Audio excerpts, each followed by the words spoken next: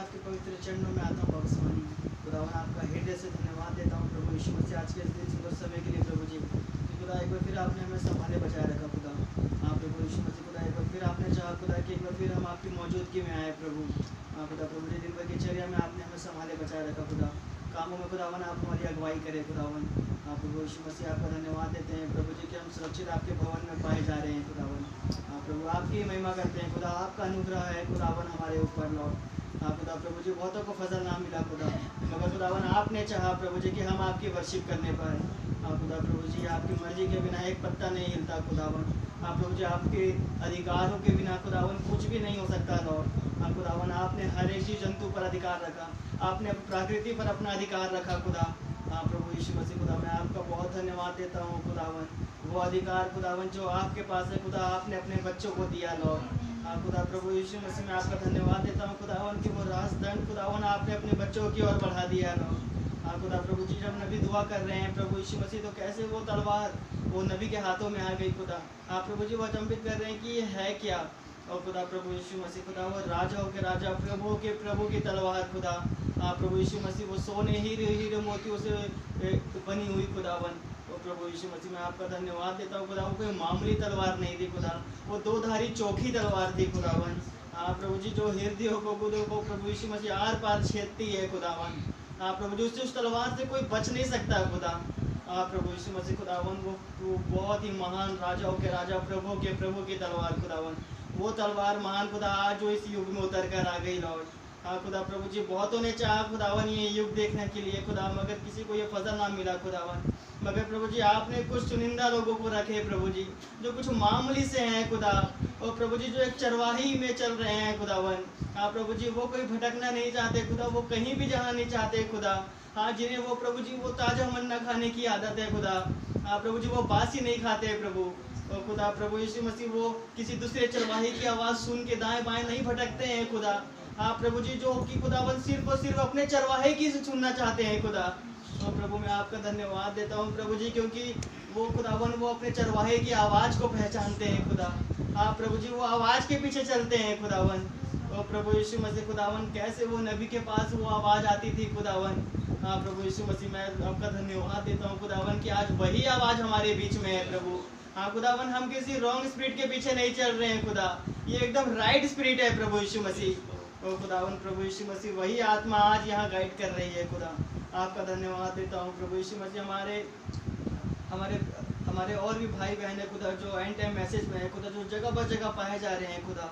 हाँ प्रभु जी, आप उन्हें भी सुरक्षित और सेफ रखें प्रभु यीशु मसीह खुदावन, क्योंकि दुनिया का माहौल बिगड़ता चला जा रहा है लॉर्ड।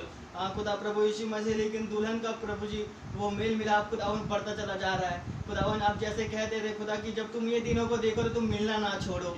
हाँ प्रभु यीशु मसीह, तुम दुआएं प्रार्थना ना छोड़ो। तो खुदा प्रभु यीशु मसीह, ये चीज़ चल रही है खुदा, और इन्हीं दिनों में वो घटना घटने वाली है लॉर्ड।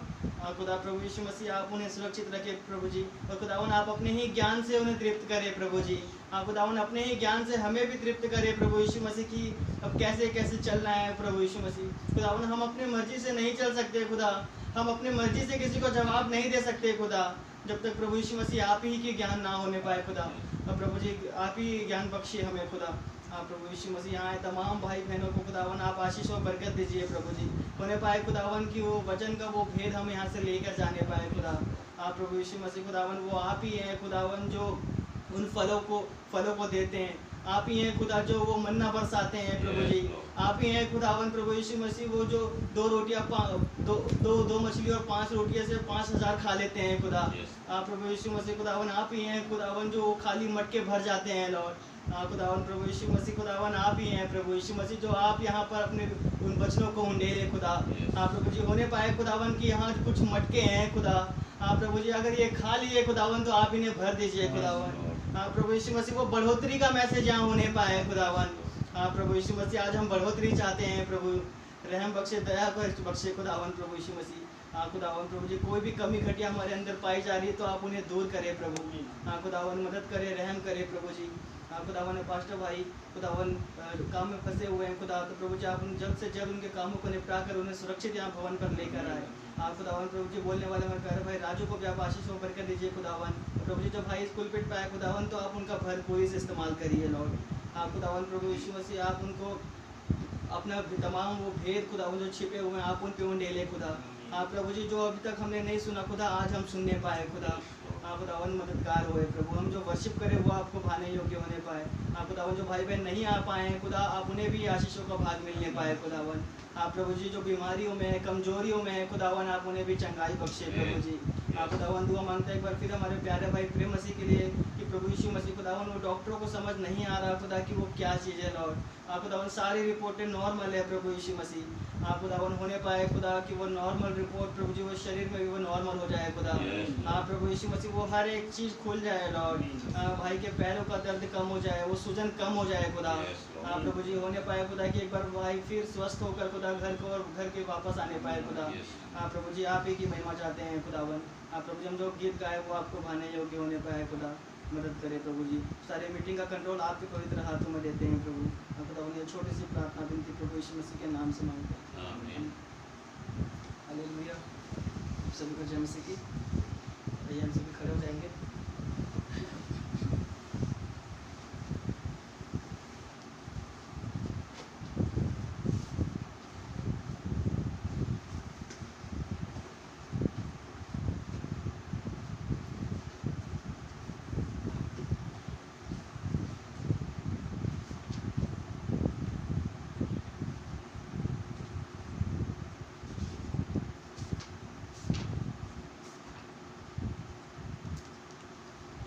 रब की होवे सना हमेशा, रब की होवे सना, रब की होवे सना हमेशा, रब की होवे सना, हालेलुया। रब की होवे सना हमेशा, रब की होवे सना,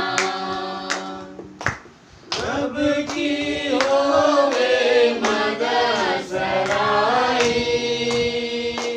रब की होवे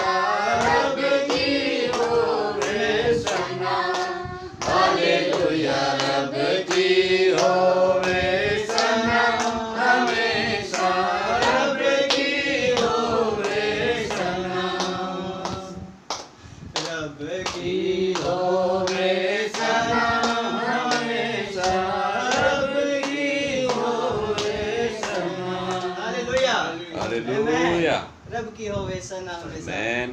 आमीन। वो खुदावन हमेशा और हमेशा तारीफ के योग्य हैं। Hallelujah. हालेलुया। आइए प्रभु की वर्शिप के लिए मैं एक और गीत गाऊंगा।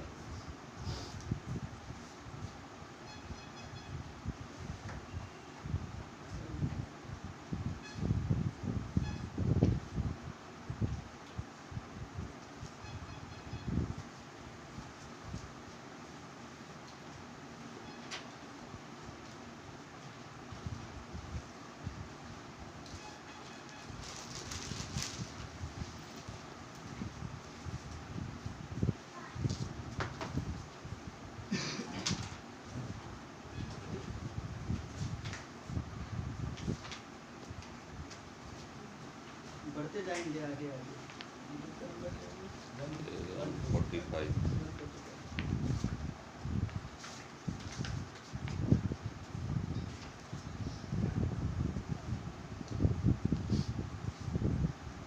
बढ़ते जाएंगे आगे आगे, पीछे ना मुड़ कर देखेंगे। हालेलुया। जब तक हमारा अगुआ हमारे साथ है, हालेलुया, हम ना किसी से हालेलुया। डरेंगे। आमीन। बढ़ते जाएंगे आगे आगे, बढ़ते जाएंगे आगे आगे, पीछे ना मुड़कर देखेंगे, यीशु रहेगा साथ, हम ना किसी से डरेंगे, बढ़ते जाएंगे आगे आगे, बढ़ते जाएंगे आगे आगे, पीछे ना मुड़कर देखेंगे, यीशु रहेगा साथ, हम ना किसी से डरेंगे, बढ़ते जाएंगे आगे आगे, बढ़ते जाएंगे आगे आगे, कांटों भरे पथ पर हम चलेंगे, कोई चुभन ना होगी हमको, कांटों भरे पथ पर हम चलेंगे, कोई चुभन ना होगी हमको, पा सके वो मुकुट, ऐसा जतन करेंगे, बढ़ते जाएंगे आगे आगे, बढ़ते जाएंगे आगे आगे, चाहे हो अंधेरा चाहे हो तूफान, हिम्मत से आगे हम बढ़ेंगे, चाहे हो अंधेरा चाहे हो तूफान, हिम्मत से आगे हम बढ़ेंगे, लेके सहारा यीशु का, मंजिल पर पहुंचेंगे, बढ़ते जाएंगे आगे आगे, बढ़ते जाएंगे आगे आगे, पीछे ना मुड़कर देखेंगे, यीशु रहेगा साथ, हम ना किसी से डरेंगे, बढ़ते जाएंगे आगे आगे, बढ़ते जाएंगे आगे आगे, गा के बजा के उठते बैठते, केवल यीशु जी आपकी महिमा करेंगे, गा के बजा के उठते बैठते, केवल यीशु जी आपकी महिमा करेंगे, जीवित वचन को आके हरदम प्रचारेंगे, बढ़ते जाएंगे आगे आगे, बढ़ते जाएंगे आगे आगे, पीछे ना मुड़कर देखेंगे, यीशु रहेगा साथ, हम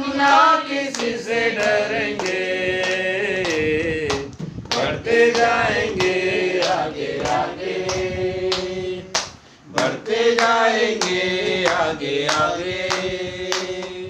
चाहे वो अंधेरा चाहे वो तूफान, हिम्मत से आगे हम बढ़ेंगे।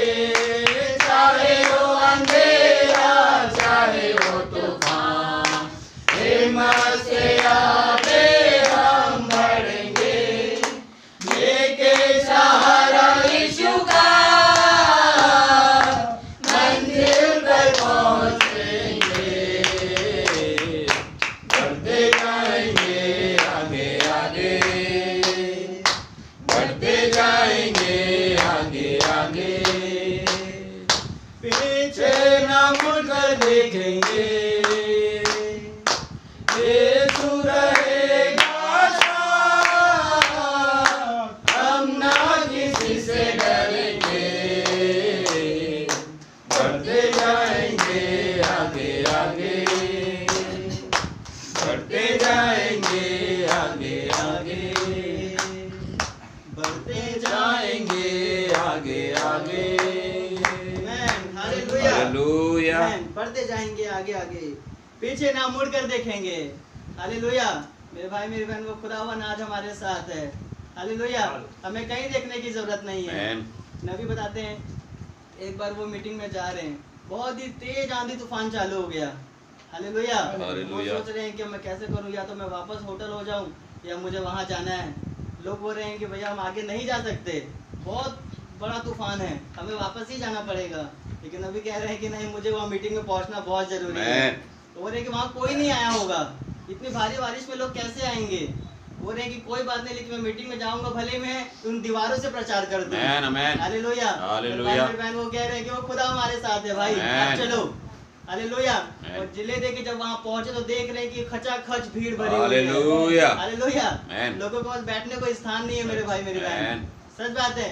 वो खुदावन जब हमारे साथ है तो हमें किसी से डरने की जरूरत नहीं है, आमेन। चाहे वो आंधी तूफानी क्यों ना हो। हालेलुया। हालेलुया। वो खुदावन हर एक चीजों में रास्तों को खोल देते हैं। आमेन। हालेलुया। वो आपके लिए मेरे लिए हर एक चीज में पॉसिबल खुदा है मेरे भाई मेरी बहन। यस। हालेलुया। बशर्ते बस हम खुदावन के लिए स्टैंड लेने की जरूरत है। सच। हालेलुया।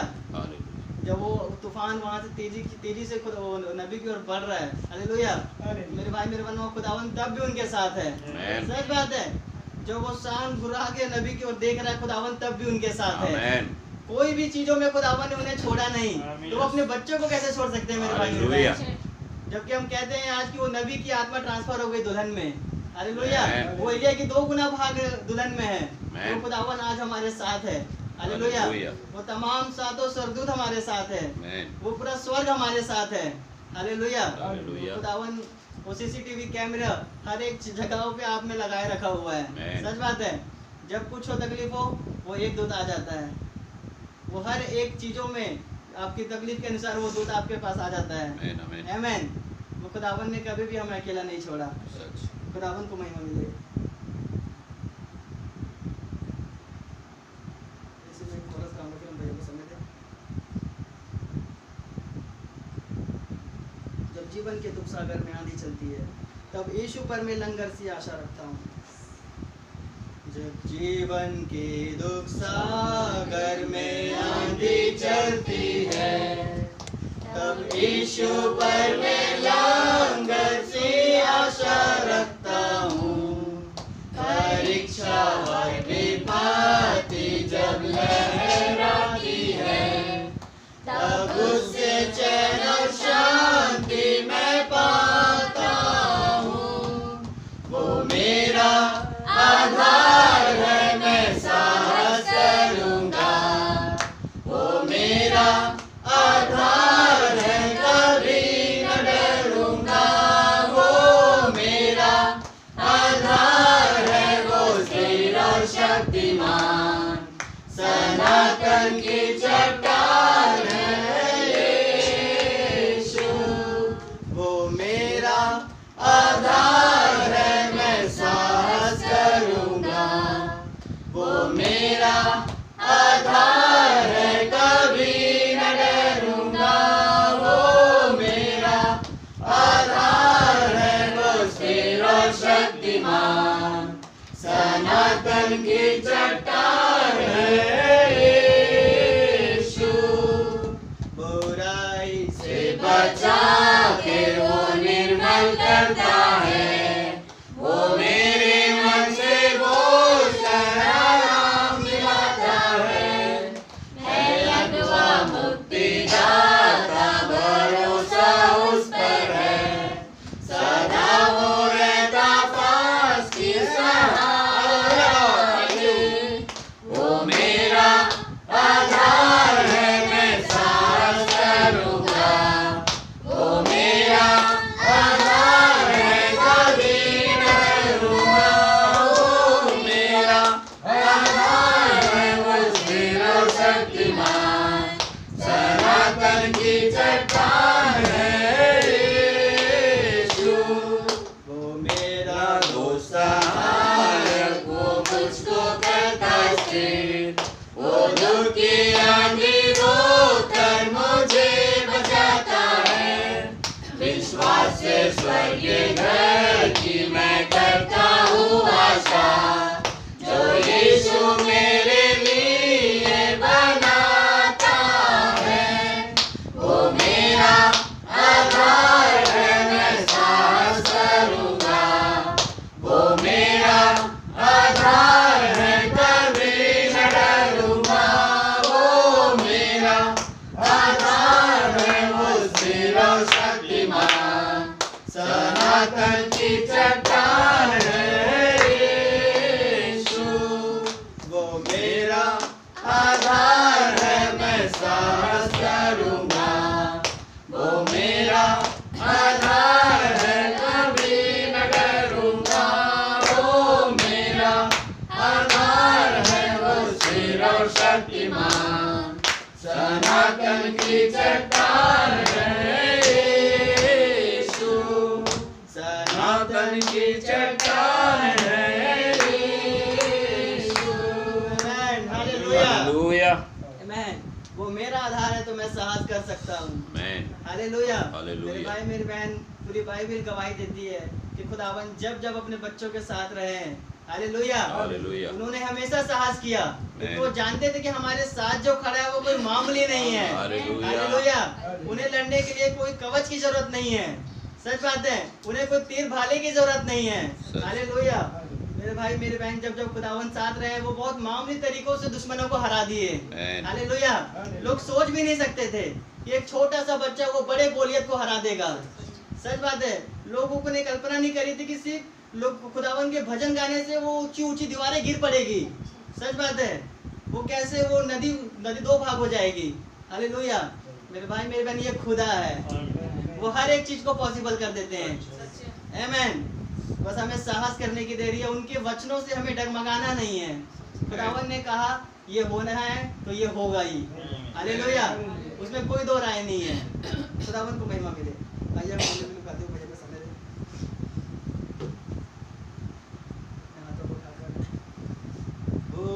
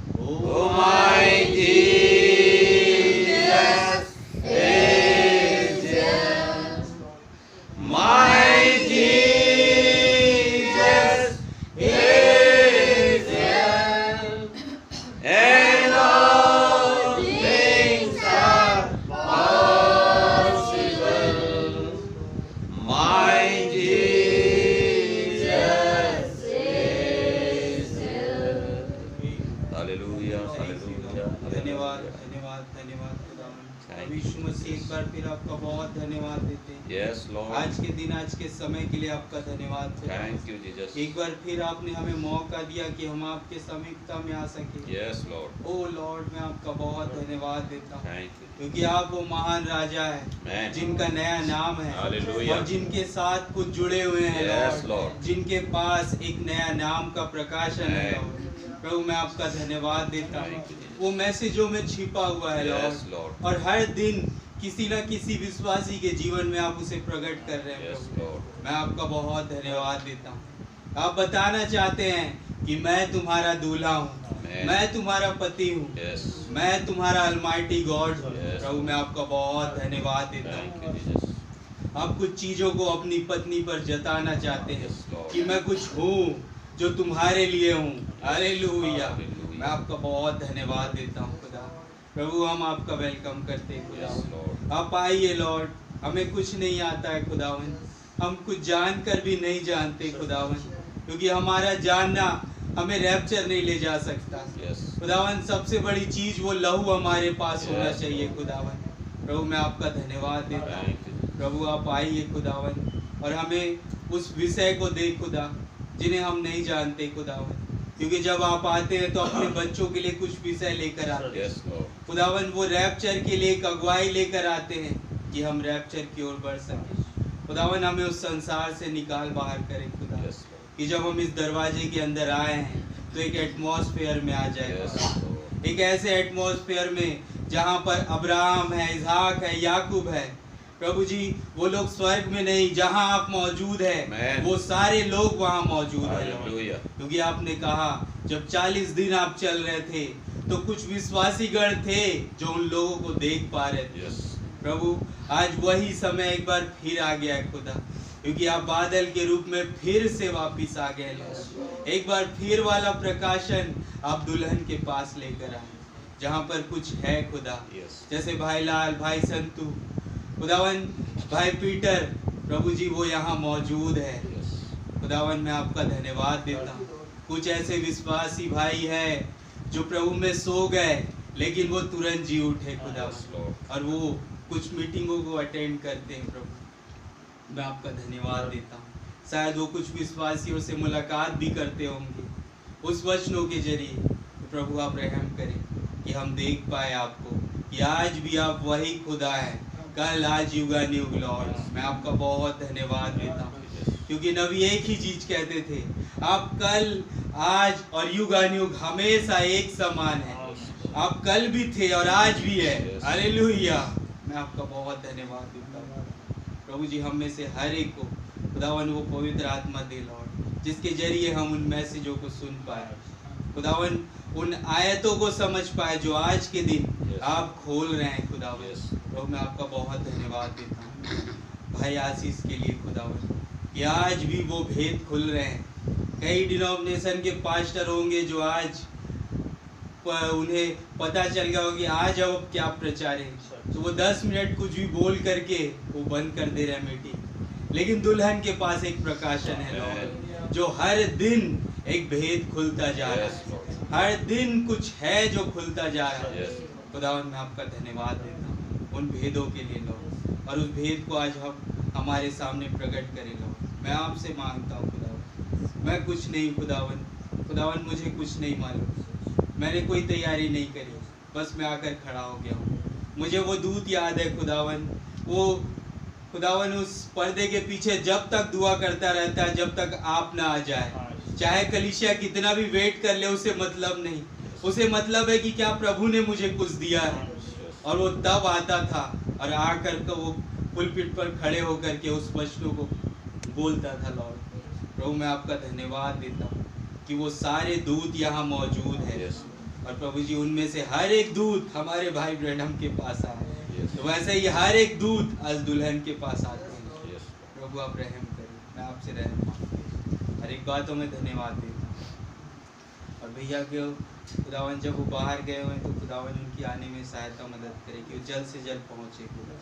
प्रभु आपका धन्यवाद देता हूं। प्रभु यीशु मसीह के नाम से आमीन। एक वचन बोलेंगे। कुलस्सियों की पत्री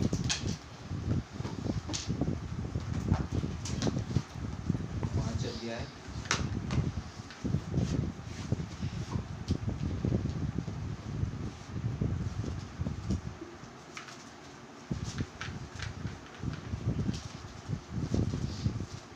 और उसका 22 वचन से 32 वचन तक कोई भी एक भाई पढ़ दीजिए। हे पत्नियों, अपने अपने पति के ऐसे अधीन रहो जैसे प्रभु के, क्योंकि पति पत्नी का सिर है, जैसे कि मसीह कलीसिया का सिर है और स्वयं ही देह का उद्धार करता है। पर जैसे कलीसिया मसीह के अधीन है, वैसे ही पत्नियां भी हर बात में अपने अपने पति के अधीन रहे। हे पतियों, अपनी अपनी पत्नी से प्रेम रखो, जैसा मसीह ने भी कलीसिया से प्रेम करके अपने आप को उसके लिए दे दिया, कि उसको वचन के द्वारा जल के स्नान से शुद्ध करके पवित्र बनाए और उसे एक ऐसी तेजस्वी कलीसिया बनाकर अपने पास खड़ी करे, जिसमें ना कलंक, ना झुर्री, ना कोई और ऐसी वस्तु हो, वरन पवित्र और निर्दोष हो। इसी प्रकार उचित है कि पति अपनी अपनी पत्नी से अपनी देह के समान प्रेम रखे। जो अपनी पत्नी से प्रेम रखता है, वह अपने आप से प्रेम रखता है, क्योंकि किसी ने कभी अपने शरीर से बैर नहीं रखा, वरन उसका पालन पोषण करता है, जैसा मसीह भी कलीसिया के साथ करता है, इसलिए कि हम उसकी देह के अंग हैं। इस कारण मनुष्य अपने माता पिता को छोड़कर अपनी पत्नी से मिला रहेगा और वे दोनों एक तन होंगे। यह भेद तो बड़ा है, पर मैं यहाँ मसीह और कलीसिया के विषय में कहता हूँ, पर तुम में से हर एक अपनी पत्नी से अपने समान प्रेम रखे और पत्नी भी अपने पति का भय माने। आइए हम धन्यवाद प्रभु यीशु मसीह, खुदावन मैं आपका धन्यवाद देता हूँ। प्रभु जी, ये वचन आपने मुझे दिया है, तो आप ही से बोले खुदावन। एक अनुग्रह, एक प्रेम जो आपने अपनी पत्नी के साथ किया है, वो इसमें से प्रकट होने पाया। मैं आपसे रहम मांगता हूँ, हर एक बातों में आपका धन्यवाद देता हूँ, प्रभु यीशु मसीह के नाम से मांगता हूँ, आमीन। आप सब लोग बैठ सकते हैं। God bless। आइए हम आयत बाय आयत कुछ पढ़ेंगे, फिर मैं कुछ चीज़ें आपको बताऊंगा, क्योंकि ज़्यादा समय नहीं लूँगा। मैंने कोई तैयारी की नहीं, भैया ने अचानक बोला, तो मुझे ये मिला पति और पत्नी के विषय में। तो एक विश्वास है जो इन दोनों के बीच में होता है। आइए हम इसे पढ़ें। 22वीं आयत से कुछ चीज़ें हम देखेंगे। पढ़िए भैया। हे पत्नियों, अपने अपने पति के ऐसे अधीन रहो जैसे प्रभु के। यानी कहने का मतलब है, हे पत्नियों, अपने अपने पति के ऐसे अधीन रहो जैसे प्रभु के। आइए आगे पढ़ें।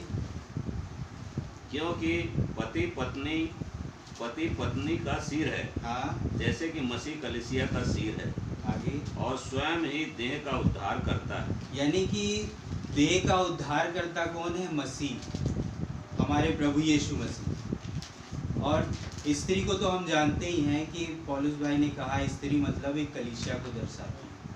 तो मैं एक कलीसिया की बात कह रहा हूँ, मैं यहाँ किसी पर्टिकुलर पति और पत्नी के बारे में नहीं कह रहा, मैं यहाँ कलीसिया और मसीह के बारे में बता रहा हूँ, जैसा पौलुस ने बताया। मैं क्योंकि कुछ है जो मैं आप लोगों को दिखाना चाहता हूँ। कैसे बोल रहे? हे पत्नियों, अपने अपने पति के ऐसे अधीन रहो जैसे प्रभु के, क्योंकि पति पत्नी का सिर है, जैसे कि मसीह कलीसिया का सिर है और स्वयं ही देह का उद्धार करता है। यानी कि एक पति को अधिकार है, जब वो कह रहे कि ना वायदा कर रहा है इस पुस्तक को लेकर के, और वो पुस्तक को लेकर वायदा क्या कर रहा है कि मैं तुझे हर घड़ी हर समय, चाहे तू किसी भी मुसीबत में क्यों ना हो, मैं तुझे संभाले रखूँगा।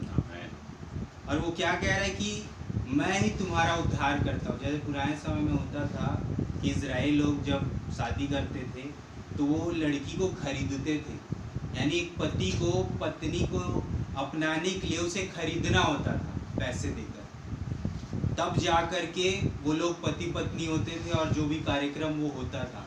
लेकिन सबसे बड़ी चीज़ क्या होती थी मालूम है आपको? एक रिसेप्शन होता है, जैसे शादी होती है तो एक रिसेप्शन होता है, लेकिन इजराइल में ऐसा नहीं था। रिसेप्शन बाद में, खुशखबरी पहले। यानी कि शादी होने के बाद एक पति पत्नी जो यानी कि जो एक होते हैं वो उस समय पहले होता था, बाद में एक रिसेप्शन होता था जो हम पार्टीज करते हैं, जो शादियों में होती है। लेकिन यहाँ क्या कह रहे हैं? वो उद्धार करता है। कौन? एक पति अपनी पत्नी के लिए, किसी और के लिए नहीं, केवल अपनी पत्नी के लिए वो एक उद्धार करता है। पर जैसे कलीसिया मसीह के अधीन है, वैसे ही पत्नियां भी हर बात में अपने अपने पति के अधीन रहे। आमीन। जैसे 5 प्रकार की सेवकाई है। 5 प्रकार की सेवकाई में हमारे इंडिया में ले लो, हिंदुस्तान में ले लो, तो हम दिल्ली से सारे पास्टर जाते हैं वहाँ, और वहाँ जा कर के वो मैसेज लेकर आते हैं। तो सारे जहाँ जहाँ के यानी कि पर्टिकुलर ले लो, भिलाई ले लो, छत्तीसगढ़ ले लो, जैसे खाका बिया हो गए, यहाँ से प्रकाश भाई हो गए, बहुत सारी जगह के पास्टर होते हैं। तो वो सारे लोग क्या है? अपने कलीसिया के पति। यहाँ कह रहे, क्या कह रहे? 24वां फिर से पढ़िए भैया, 24। पर जैसे कलीसिया मसीह के अधीन है, हाँ, वैसे ही पत्नियां भी हर बात में अपने अपने पति के अधीन रहे। अपने अपने पति के अधीन रहे, यानी पर्टिकुलर पास्टर का जो कलीसिया है, जैसे हमारे यहाँ पास्टर प्रकाश है, तो इनकी एक कलीसिया है। तो अब पास्टर प्रकाश का हो तो वो एक पति भी है एक मामले में, आत्मिक रूप से। किसके? हमारे, जो हम जो कलीसिया हैं। तो यहाँ कह रहे पर्टिकुलर तौर पर जो अपने अपने पति के अधीन रहो, और क्या करो? उनकी बात सुनो कि वो क्या कहना चाह रहे हैं। जैसे मसीह के अधीन कलीसिया रहती है। क्या पेंटिकोस्ट कलीसिया मसीह के अधीन थी? जब सबसे पहली बार वो पवित्र आत्मा उतरा था, तो वो कौन थी? वो पत्नी थी मेरे भाई बहन। किसकी पत्नी थी? प्रभु यीशु मसीह का, जिन्होंने कलवरी क्रूस पर जान दिया। वैसे ही कह रहे हो, जैसे कलीसिया थी वैसे ही पत्नियां भी हर बात में अपने अपने पति के अधीन रहे। यानी हम मैसेज सुन रहे हैं, बाहर कई मैसेज सुन रहे हैं हम, बहुत सारी चीज़ें, जैसे यहाँ पर कलीसिया का प्रचार हो रही है, या कुछ चीज़ें ऐसी प्रचार हो रही कि कहने की बात यह है कि ABCD और बीजगणित दोनों अलग चीज़ें हैं। तो हमको बीजगणित भी मिलता है, ABCD भी मिलता है, क्योंकि हम थोड़ा कह रहे हैं कि कुछ कम भी जानते हैं, कुछ लोग कुछ ज़्यादा भी जानते हैं, क्योंकि वो मैसेज में कुछ आगे हैं लेकिन कुछ लोग आगे नहीं हैं। तो यहाँ से दोनों चीज़ मिलती है, बीजगणित भी मिलता है और ABCD भी मिलता है। बीजगणित क्या है? आशीष भाई का मैसेज सुन लो डायरेक्ट। हमें कुछ लोग होते हैं जो समझ में आता है, कुछ लोगों को पल्ले ही नहीं पड़ता। तो यहाँ क्या कह रहे हैं? अपने अपने पति, यानी पर्टिकुलर, क्योंकि जब भाई आशीष प्रचार कर रहे हैं, उस प्रचार को कोई लेकर आ रहा है और यहाँ पर खड़े होकर उसे और तोड़ रहा है, जो समझ नहीं पा रहे उन्हें और तोड़ के खिला रहा है कि तुम समझ जाओ। आगे भैया 25। हे पतियों, हाँ, अपनी अपनी पत्नी से प्रेम रखो, जैसा मसीह ने भी कलीसिया से प्रेम करके अपने आप को उसके लिए दे दिया। अब वो कह रहे हैं, अब पति की बारी है कि भैया अब पति को क्या करना है? अपनी पत्नी से प्रेम करना है। पास्टर जी आज ना हमारे घर में कुछ प्रॉब्लम हो गई है, थोड़ा आ जाए। हाँ ठीक है। पास्टर जी हमारे लिए दुआ कर दी। हाँ ठीक है। पास्टर जी हमारे लिए ये प्रॉब्लम हो रही है, यहाँ पे कर दी। हाँ ठीक है। ये क्या कर रहा है? एक पास्टर अपनी पत्नी को वो प्रेम दिखा रहा है कि तुम जो कहोगी मैं कहूँगा हाँ जी। हालेलुया। क्यों? क्योंकि मैंने तुम्हारा क्या कह रहा है बाग दौर संभाला है, और मुझे किसी ने दिया है। किसने दिया है? हमारे खुदा ने किसी को दिया है, और वो क्या कर रहा है? वो बाग दौर को संभाले हुए है। तो जब भी हमें कुछ प्रॉब्लम होती है तो हम पास्टर के पास आते हैं और पास्टर से कहते हैं। तो क्या कह रहे? पतियों से कह रहे कि तुम अपनी पत्नियों से प्रेम करो। आगे कि उसको वचन के द्वारा जल के स्नान से शुद्ध करके पवित्र बनाए हाँ और उसे एक ऐसी तेजस्वी कलीसिया बनाकर अपने पास खड़ी करे जिसमें ना कलंक, ना झुर्री, ना कोई और ऐसी वस्तु हो, वरन पवित्र और निर्दोष हो। यानी अभी मैं जब गया था, ये जब विंध्याल भाई आए थे, तो उन्होंने एक बात कही, आज के जो कुछ जवान पास्टर खड़े हुए हैं ना, ये लोग क्या कर रहे हैं, ये लोग रैप्चर की ओर लेकर जा रहे हैं। यानी ये अपनी कलीसिया को दाग और झुर्रियों से साफ कर रहे हैं। किसके द्वारा? वचन के द्वारा। और वो वचन से जैसे जैसे साफ करते जा रहे हैं, वो दुल्हन तैयार होती जा रही है। किसके लिए? रैप्चर के लिए। तो यहाँ क्या कह रहे हैं, वो पति आखिर कर क्या रहा है? कलीसिया को वचन के द्वारा साफ कर रहा है। कैसे?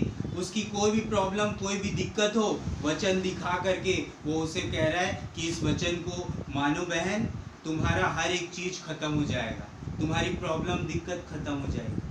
कौन कह रहा है? एक पति। और उस पति से कौन कह रहा है? खुदावन स्वयं। Hallelujah, hallelujah. आगे।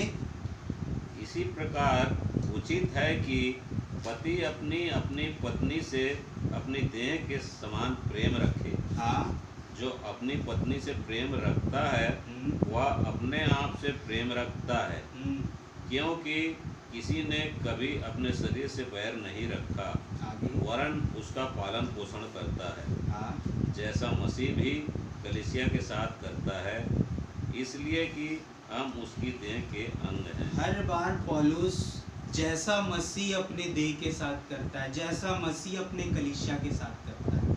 यानी अगर आप वचन के दोहरे अर्थ होते हैं, जो मैं एक पॉइंट रखना चाहता हूँ, मैं आपको दिखा रहा हूँ। एक पर्टिकुलर पास्टर जो अपने कलीसिया में होता है, और एक समय जो 5 प्रकार की सेवकाई आने से पहले स्वयं प्रभु यीशु मसीह जो अपनी कलीसिया को चला रहे थे, जो 2000 साल पहले। और कब आया? वो पेंटेकोस्ट का दिन आया, जहाँ पर वो पवित्र आत्मा उतरा। तो पौलुस क्या समझाने को कोशिश कर रहा है? जैसे कलीसिया को मसीह ने संभाला, जैसे कलीसिया के लिए मसीह ने उद्धार लाया, वैसे ही खुदावन आज फिर खड़ा है कुछ पास्टरों के अंदर, और वहाँ से वो उद्धार को प्रकट कर रहा है उनके, यानी कि कैसे कहोगे, यानी कैसे कहोगे कलीसिया को? जैसे नॉर्मल होता है, जैसे हमारा भिलाई कलीसिया मान लो, तो इसको हम कैसे कहेंगे?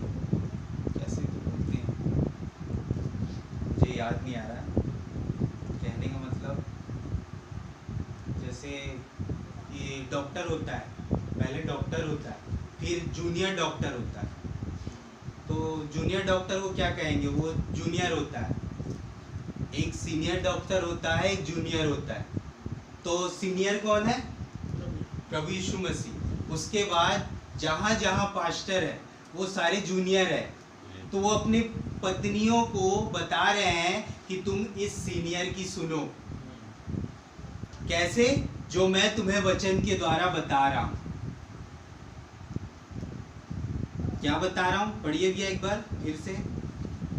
29। हाँ। क्योंकि किसी ने कभी अपने शरीर से बैर नहीं रखा, क्योंकि किसी ने कभी भी अपने शरीर से बैर नहीं रखा, वरन उसका पालन पोषण करता है। उसका पालन पोषण करता है। क्यों? क्योंकि खुदावन ने इस देह को छुटकारा कर दिया है, और खुदावन ने जब छुटकारा किया तो वो कह रहा अब ये तुम्हारी देह है ही नहीं, तो तुम इसे कैसे गलत यूज कर सकते हो? तो एक पास्टर यहाँ खड़े होकर, जो एक पति यानी कि एक स्थान का पास्टर हो गए, वहां पर वो क्या बताना चाह रहा है कि तुम अपने देह को गलत मत यूज करो। क्यों? क्योंकि ये किसी की अमानत हो चुकी है। कब? जब उसने खरीद लिया। तब वो क्या कह रहा है? क्योंकि किसी ने कभी अपने शरीर से बैर नहीं रखा, वरन उसका पालन पोषण करता है, जैसे मसीह भी कलीसिया के साथ करता था, यानी कि करता है, इसलिए कि हम उसकी देह के अंग हैं। क्या है? हम उसकी देह के अंग। लेकिन यहाँ पर क्या है? यहाँ एक देह है जो तैयार हो रही है। कैसे कुछ अंग है जो इकट्ठे हो रहे हैं, Amen. और वो अंग जब एक साथ इकट्ठे हो जाएंगे ना, तो अब ये दुल्हन बन जाएगी, जिसके लिए वो कह रहे हैं कि इस मिट्टी के देह को तुम गंदा मत करो। क्यों? क्योंकि इसे कोई वचन के द्वारा सही कर रहा है। Yes. मैं कहीं आपको ले जाऊंगा, थोड़ा मेरे साथ बैठ करो। आगे आगे पढ़िए। इस कारण मनुष्य अपने माता पिता को हाँ छोड़कर अपनी पत्नी से मिला रहेगा और वे दोनों एक तन होंगे। हाँ आगे। यह भेद तो बड़ा है, हम्म, पर मैं यहाँ मसीह और कलीसिया के विषय में कहता हूँ। ये भेद बहुत बड़ा है मेरे भाई बहन। इसके ऊपर भाई ब्रैंडम ने एक मैसेज भी लिया है, लेकिन मेरे पास तो वो मैसेज नहीं है। मैं एक छोटी सी बस एक विश्वास जो पति पत्नी के बीच में, एक पति और इस पत्नी के बीच में, मैं उसे दिखाना चाहता हूँ कि कैसे इसे प्रकट कर रहे पौलुस भाई। और जब इस पौलुस भाई इस चीज़ को प्रकट करे, कैसे उसी चीज़ को नबी ले रहे हैं आज के युग में, और वो कैसे उसे प्रकट कर रहे हैं। मैं वो मैसेज में वो दिखा नहीं सकता। मैं कहूँगा कि वो मैसेज आप पढ़ना, यानी कि वो मैसेज का नाम है, पहले मैं सुनता था लेकिन मैं अब देखता हूँ, उसमें आपको मिलेगा। मैं आपको वहाँ पर ले जाऊँगा। मैं वहाँ पर वो दिखा नहीं सकता, लेकिन आप वहाँ पर पढ़िए, आपको मिलेगा वहाँ जो मैं कह रहा हूँ कि सही है कि नहीं। मैं वहाँ पर आपको ले जाऊँगा, क्योंकि मैंने सुना, भैया ने एक बात कही जो मुझे बहुत इंकरेज कर गई, और ये बहुत बड़ी बात है मेरे भाई बहन, कि एक पति अपनी पत्नी को लेने आ चुके हैं, और वो कह रहे हैं कि मैं अपनी पत्नी को तैयार कैसे कर रहा हूँ, उसे प्रेग्नेंट करके, यानी कि उसके अंदर एक बीज रख के। आपको याद होगा प्रकाशित वाक्य 12 अध्याय में एक स्त्री है जो गर्भवती है, और एक अजगर है जो तैयार है कि ये बच्चा बस बाहर आए और मैं इसे खा लूँ। लेकिन खुदावन वहाँ कह रहे हैं कि वो बच्चा जिस दिन भी बाहर आया वो रैप्चर आ जाएगा मेरे भाई।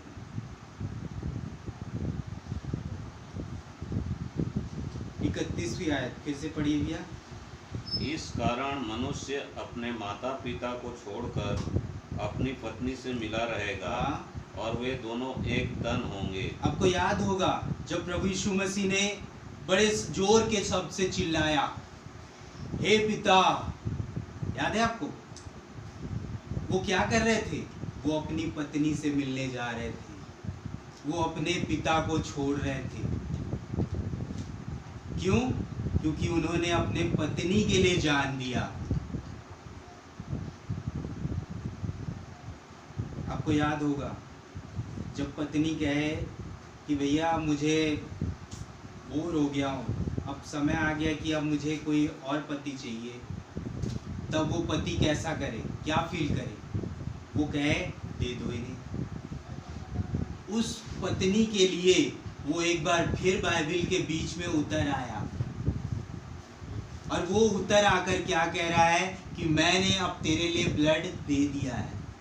एक समय था कि तू व्यवस्था के नीचे थी, लेकिन अब मैंने एक ब्लड दे दिया है, और एक व्यक्ति को मैंने तेरे पीछे लगा दिया है कि वो ब्लड जब तेरे साथ हो ना, वो व्यक्ति तेरे हर दिन पीछे पीछे चलता रहेगा और वो तुझे वचन याद दिलाता रहेगा। ये एक बार फिर वाला प्रकाशन जो एक बार दुल्हन को मिला मेरे भाई बहन, किसके जरिए? एक पति के जरिए। और उस पति ने क्या किया? उस व्यक्ति को खड़ा किया।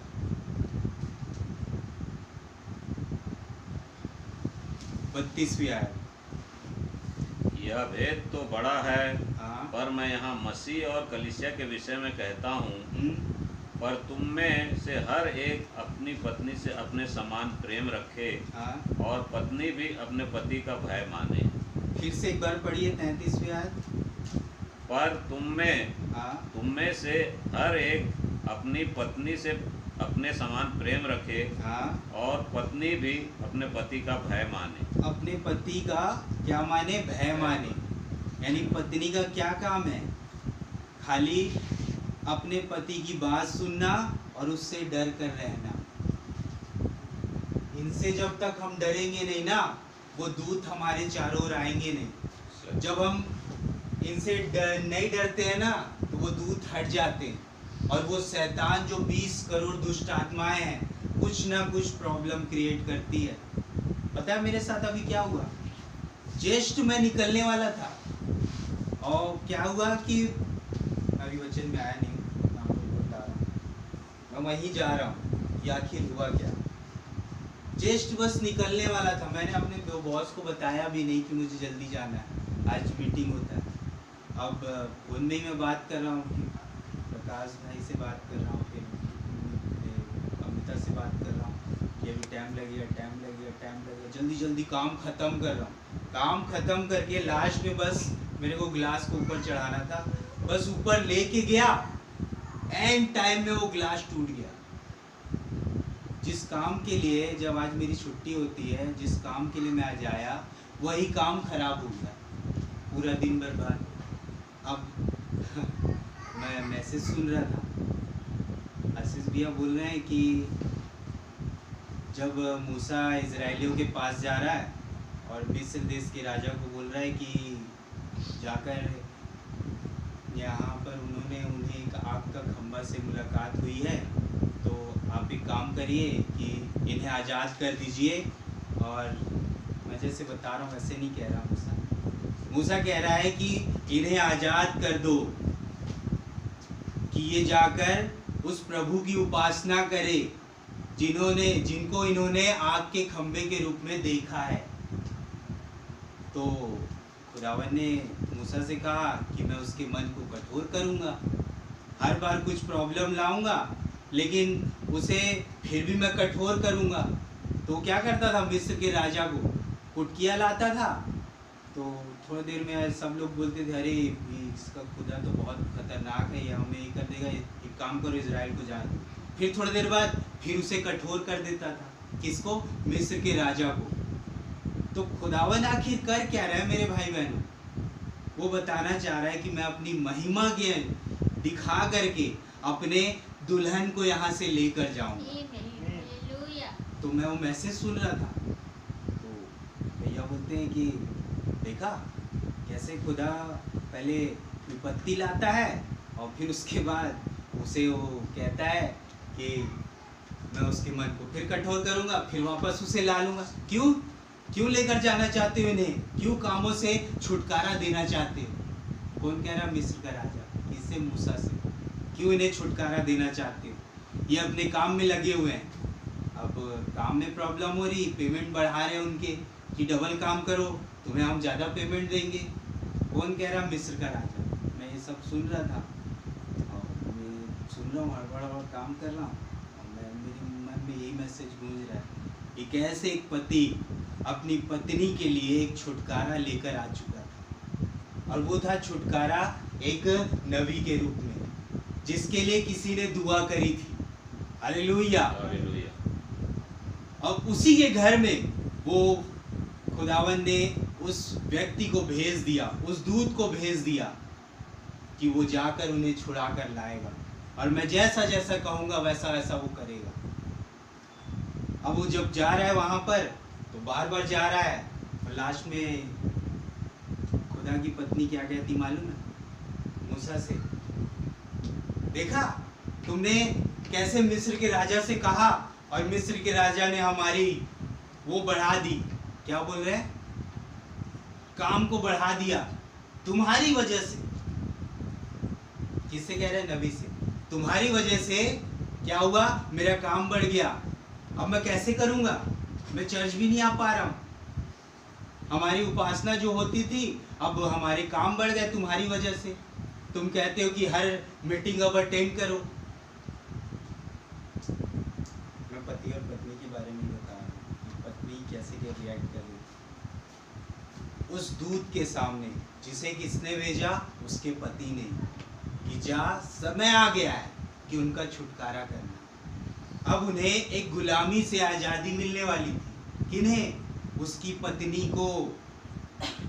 आज जो सब राज कर रहे हैं ना उसकी पत्नी के ऊपर, खुदावन कह रहे, जो मैंने अब्राहम से वायदा किया था 400 साल के बाद मैं आऊँगा और उन्हें छुटकारा दूंगा, वो समय आ गया है।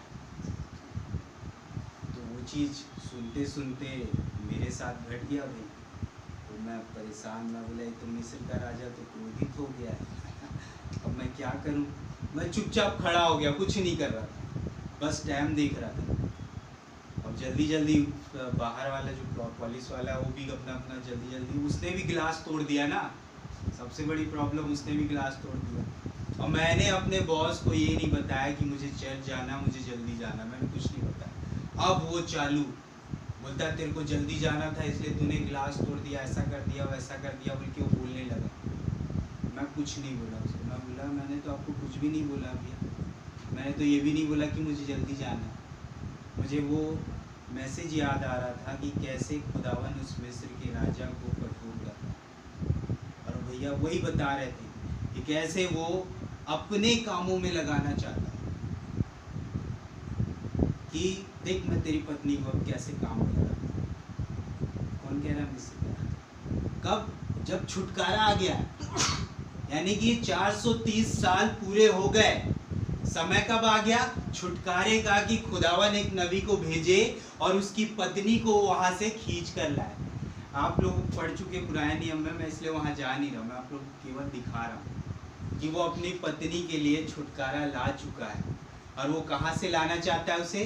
मिस्र देश से। मिस्र क्या है? संसार। नबी ने क्या बताया? मिस्र एक संसार है, और वहाँ के जहाँ जहाँ हम काम में जाते हैं वो राजा है मिस्र के, जो हम पर गुलामी करते हैं, हम पर हुकूमत चलाते हैं। लेकिन खुदा का मैं धन्यवाद देता हूँ कि सही टाइम पे खुदावन ने पहुँचाया, और मैं उसी चीज़ को सोच रहा था। और मैंने पति पत्नी के बारे में आप लोगों को गवाही भी दी, कैसे एक पति अपनी पत्नी की केयर करता है। जब ये बात पौलुस को पता चली तो उसने कहा कि भैया मैंने तो बहुत गलत काम किया, मैंने मसीह की दुल्हन को मारा भाई। और खुदावन खुद आ गए, किसी दूत को नहीं भेजा, पतरस याकूब यूहन्ना को नहीं भेजा, किसी को नहीं भेजा, वो खुद आ गए। और खुद आकर पौलुस से कह रहे हैं क्यों मुझे सता रहा है। क्या खुदावन बाइबल के बीच में वो खुद नहीं आए अपनी दुल्हन के लिए छुटकारा लेकर, लहू लेकर? तो जब दोबारा वो फिर से मरकर जी उठ रहे हैं, तो जब पौलुस को देख रही कैसे वो उस दुल्हन को सता रहा है, तो वो फिर से वापस नहीं आएंगे? या किसी दूत को भेजे कि भैया जाओ दूत, जाकर उससे कहो कि कैसे वो उन लोगों को सता रहा है जो मेरे नाम का भय मानते हैं, मेरी महिमा करते हैं। वैसा कुछ नहीं कह रहा। आइए मैं तो शायद कोई पढ़ देता हूँ, फिर हम प्रेरितों के काम।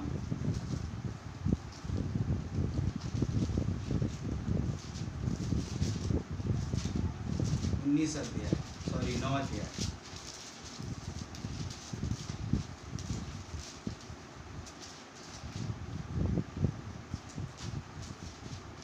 और उसका आप पढ़ दीजिए, एक से ही पढ़ दीजिए। शाऊल जो अब तक प्रभु के चेलों को धमकाने और घात करने की धुन में था, हाँ, महायाजक के पास गया और उससे दमिश्क के आराधनालयों के नाम पर इस अभिप्राय की चिट्ठियां मांगी कि क्या पुरुष क्या स्त्री जिन्हें वह इस मंत्र पर पाए उन्हें बांधकर यरूशलेम ले आए। किन्हीं को ये कर रहा है वो? किन के लिए? उन कलीसियाओं के लिए। क्या पुरुष क्या स्त्री, जिन्हें पौलुस खुद कह रहा है कि स्त्री कलीसिया को दर्शाती है। तो वो कहाँ जाना चाह रहा है? वो जाना चाह रहा है दमिश्क में। बहुत सारे ऐसे लोग हैं जो क्या कहते हैं कि ये जो यीशु आया ना, जो पहले मनुष्य रूप में आया, उसकी उपासना करते हैं। कहाँ? दमिश्क में। यानी ये दमिश्क कौन सी जगह है? यरूशलेम से बाहर। और वहाँ पर खुदावन की ये लोग बहुत महिमा करते हैं। मुझे यहाँ के लिए मोहर लगा के दे कि मैं वहाँ जाऊँ और वहाँ पर कुछ ऐसे लोगों को लेकर जाऊँ कि वहाँ जाकर उन्हें मारूं पीटूं। आगे। परंतु चलते चलते जब वह दमिश्क के निकट पहुंचा, तो एकाएक आकाश से उसके उसके चारों ओर ज्योति चमकी। मेरे भाई बहनों, ये आयत बहुत बड़ी चीज है। आखिर ये आयत क्या कह रही है? जब वो जा रहा है किसी को सताने, तो खुदावन ने 7 दूतों को नहीं भेजा, खुदावन खुद आ रहा है। कब? मरकर जी उठने के बाद। पेंतिकोस्त का दिन चला गया, चेलों के अंदर आ गया खुदावन, तो अब चेलों में से किसी को भेज देना चाहिए, जबकि चेले खुद डर रहे हैं। लेकिन खुदावन खुद आया और उसने क्या कहा? वहां क्या हुआ? परंतु चलते चलते जब दमिश्क के निकट पहुंचा, तो एकाएक, हालेलुया, आकाश से उसके चारों ओर ज्योति चमक गई। ये वही ज्योति है मेरे भाई बहनों, जिस ज्योति को इजराइल लोग देखते थे। और इसी ज्योति के लिए खुदावन मूसा से कह रहा है, जा, क्योंकि उन लोगों ने मेरे रोशनी को देख लिया है। और जाकर उस मिस्र देश के राजा से कहे कि अब ये लोग मेरी उपासना करेंगे। जाकर उससे कहे। उस रोशनी को चमकते हुए जब देख रहा है, क्या हुआ आगे भैया? और वह भूमि पर गिर पड़ा। हाँ, और यह शब्द सुना, हाँ। हे साउल, हे साउल, तू क्यों मुझे सताता है? आज के दिन जब भाई ब्रैनम आए, जब वो 7वें दूत आए, तो आखिर हुआ क्या? प्रभु की आमद हो गई।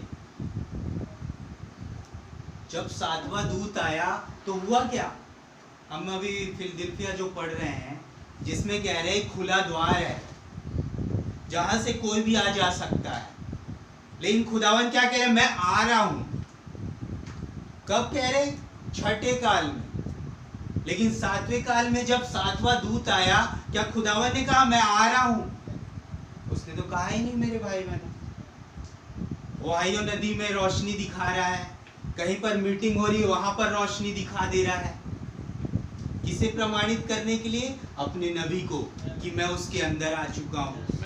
यानी एक पति खुद चलकर आ रहा है अपनी पत्नी के पास, और वो क्या कह रहा है उस दूत से?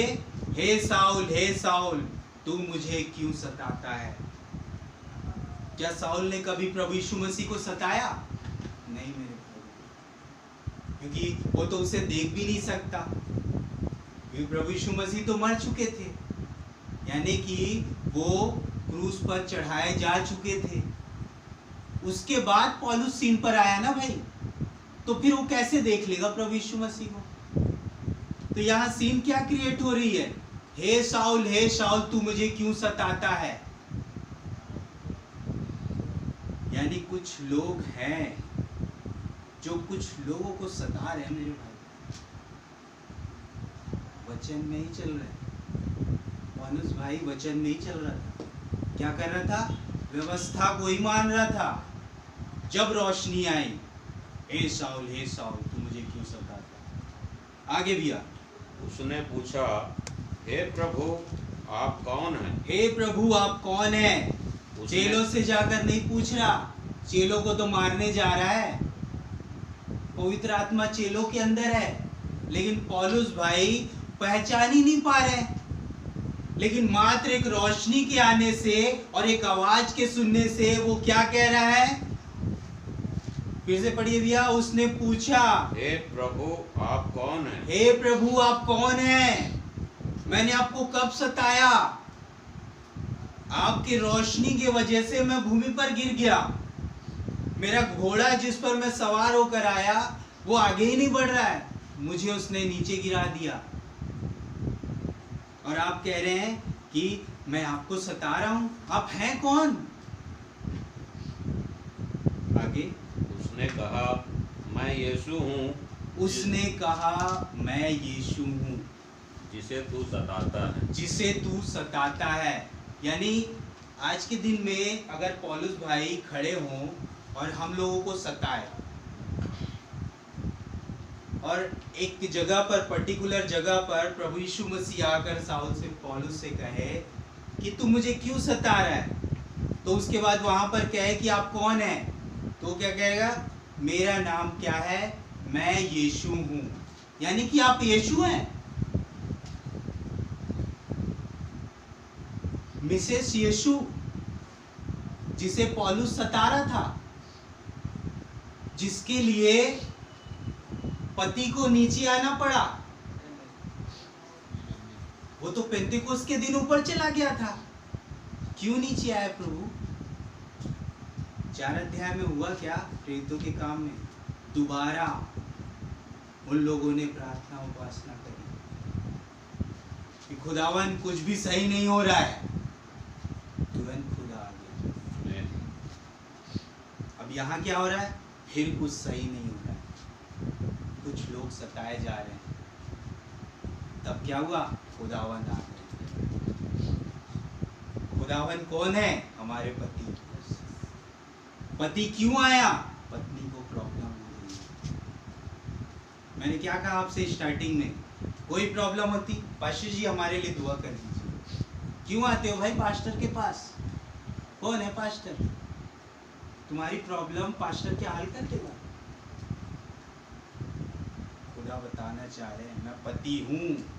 पत्नी को तो पति के पास ही आना पड़ेगा भाई। क्यों? क्योंकि पति स्वयं आ जाते हैं और वो आकर क्या कहते हैं? तू मुझे सता रहा है। आगे भैया। परंतु अब उठकर नगर में जा, हाँ, और जो तुझे करना है वह तुझसे कहा जाएगा। यानी ये वो समय था मेरे भाई बहनों जब ये बात पूरी हुई। परंतु अब उठकर नगर में जा।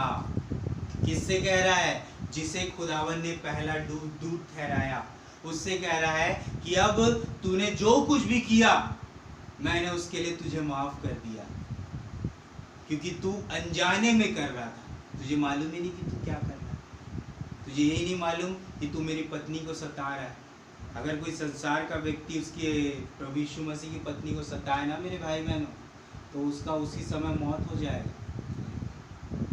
आज की दुल्हन के लिए है ये। आपको याद होगा हनन्याह और सफीरा प्रॉब्लम क्या कर रहे थे कि वो दसवांश नहीं दे रहे थे। दसवांश दे रहे होंगे लेकिन कुछ पैसे को छुपा ले रहे थे कि हम कलीसिया में नहीं बांटेंगे। जबकि वहाँ क्या था? हर लोग आपस में ये करके हम सब चीज करेंगे। लेकिन उन लोगों ने क्या किया? कुछ जमीन बेची, छुपा लिया। क्या खुदावन ने मार दिया? खुदावन मारते भी। लेकिन यहाँ इस भाई को खुदावन मार नहीं रहे, वो खुद उतर कर आए और उतर के आगे क्या समझा रहे हैं कि तू मुझे सता रहा है। क्यों सता रहा भाई मुझे? तू अनजाने में मुझे सता रहा है, लेकिन जब तुमने ज्योति देख ली, अब क्या कर? उठ और नगर में जा। किससे कह रहा है? हालेलुया, खुदा का धन्यवाद। खुदा कह रहा है अपने नबी से, उठ और नगर में जा। जो छुपे बैठे हैं ना, उनसे बात कर। अब उन्हें एक अनुग्रह का प्रचार कर। सबसे पहला व्यक्ति कौन होगा? अनन्या। हालेलुया। जो पौलुस के पास जाएगा, जो उसे बैप्टिज्म देगा, और उसे कौन आवाज देकर बुला रहा है? यानी कि आप एक हिसाब से मान लो कि आज के दिन अगर वो होगा, कलीसिया में से कोई प्रचारक भाई को खुदावन अपने वचन के द्वारा उठाकर खड़ा किया और उस पौलुस भाई के पास भेज रहा है, जाओ उस पौलुस के पास, मैंने उस नगर में उसे कहा है कि वहाँ पर रुक और मैं वहाँ पर किसी को भेजूंगा, उसके बाद तुझे आगे काम करना है। अरे प्रभु, आप जानते हो कि वो कैसा व्यक्ति है? पति पत्नी आपस में बात कर रहे हैं। आप जानते हो कैसा व्यक्ति है? वही तो हम लोग को मारता कूटता था, हम नहीं जाएंगे। तो पति क्या समझा रहा प्रेम से? मैंने उसे बदल दिया है। क्यों? क्यों? क्योंकि मैंने तुम लोगों के लिए उसे भेजा है। क्यों? क्योंकि मैं कहीं और जा रहा हूं और मैं वापिस आकर फिर तुम्हें भी लेकर जाऊंगा। हालेलुया।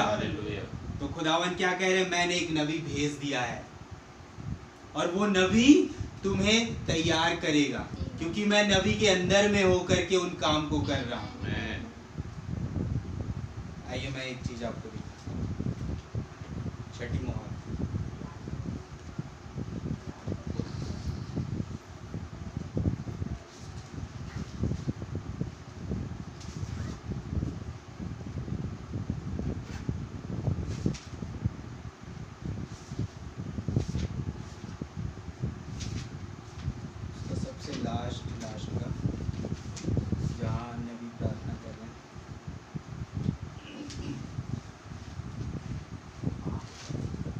करिए, आप पढ़ दीजिए 436 पेज नंबर 599, छठी मोहर। यदि वह आज आता है हाँ तो ठीक है, हाँ यदि वह अब से 20 वर्ष बाद आता है तब भी यह ठीक है। हाँ मैं तो बस ठीक ऐसे ही चलता रहूँगा जैसे मैं अब चल रहा हूँ, आगे। बस उसका अनुसरण करते हुए। हम्म, प्रभु, यदि आप मेरा कहीं पर उपयोग कर सकते हैं तो प्रभु मैं यहाँ हूँ। आगे।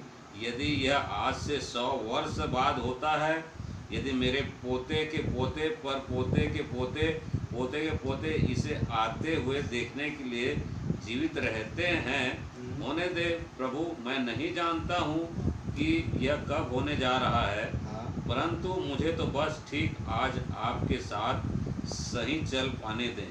आगे। समझे? मैं चाहता हूँ, क्योंकि मैं उस दिन पुनः जी उठूँगा जैसे मैंने कहीं पर एक छोटी सी झपकी ही ली हो।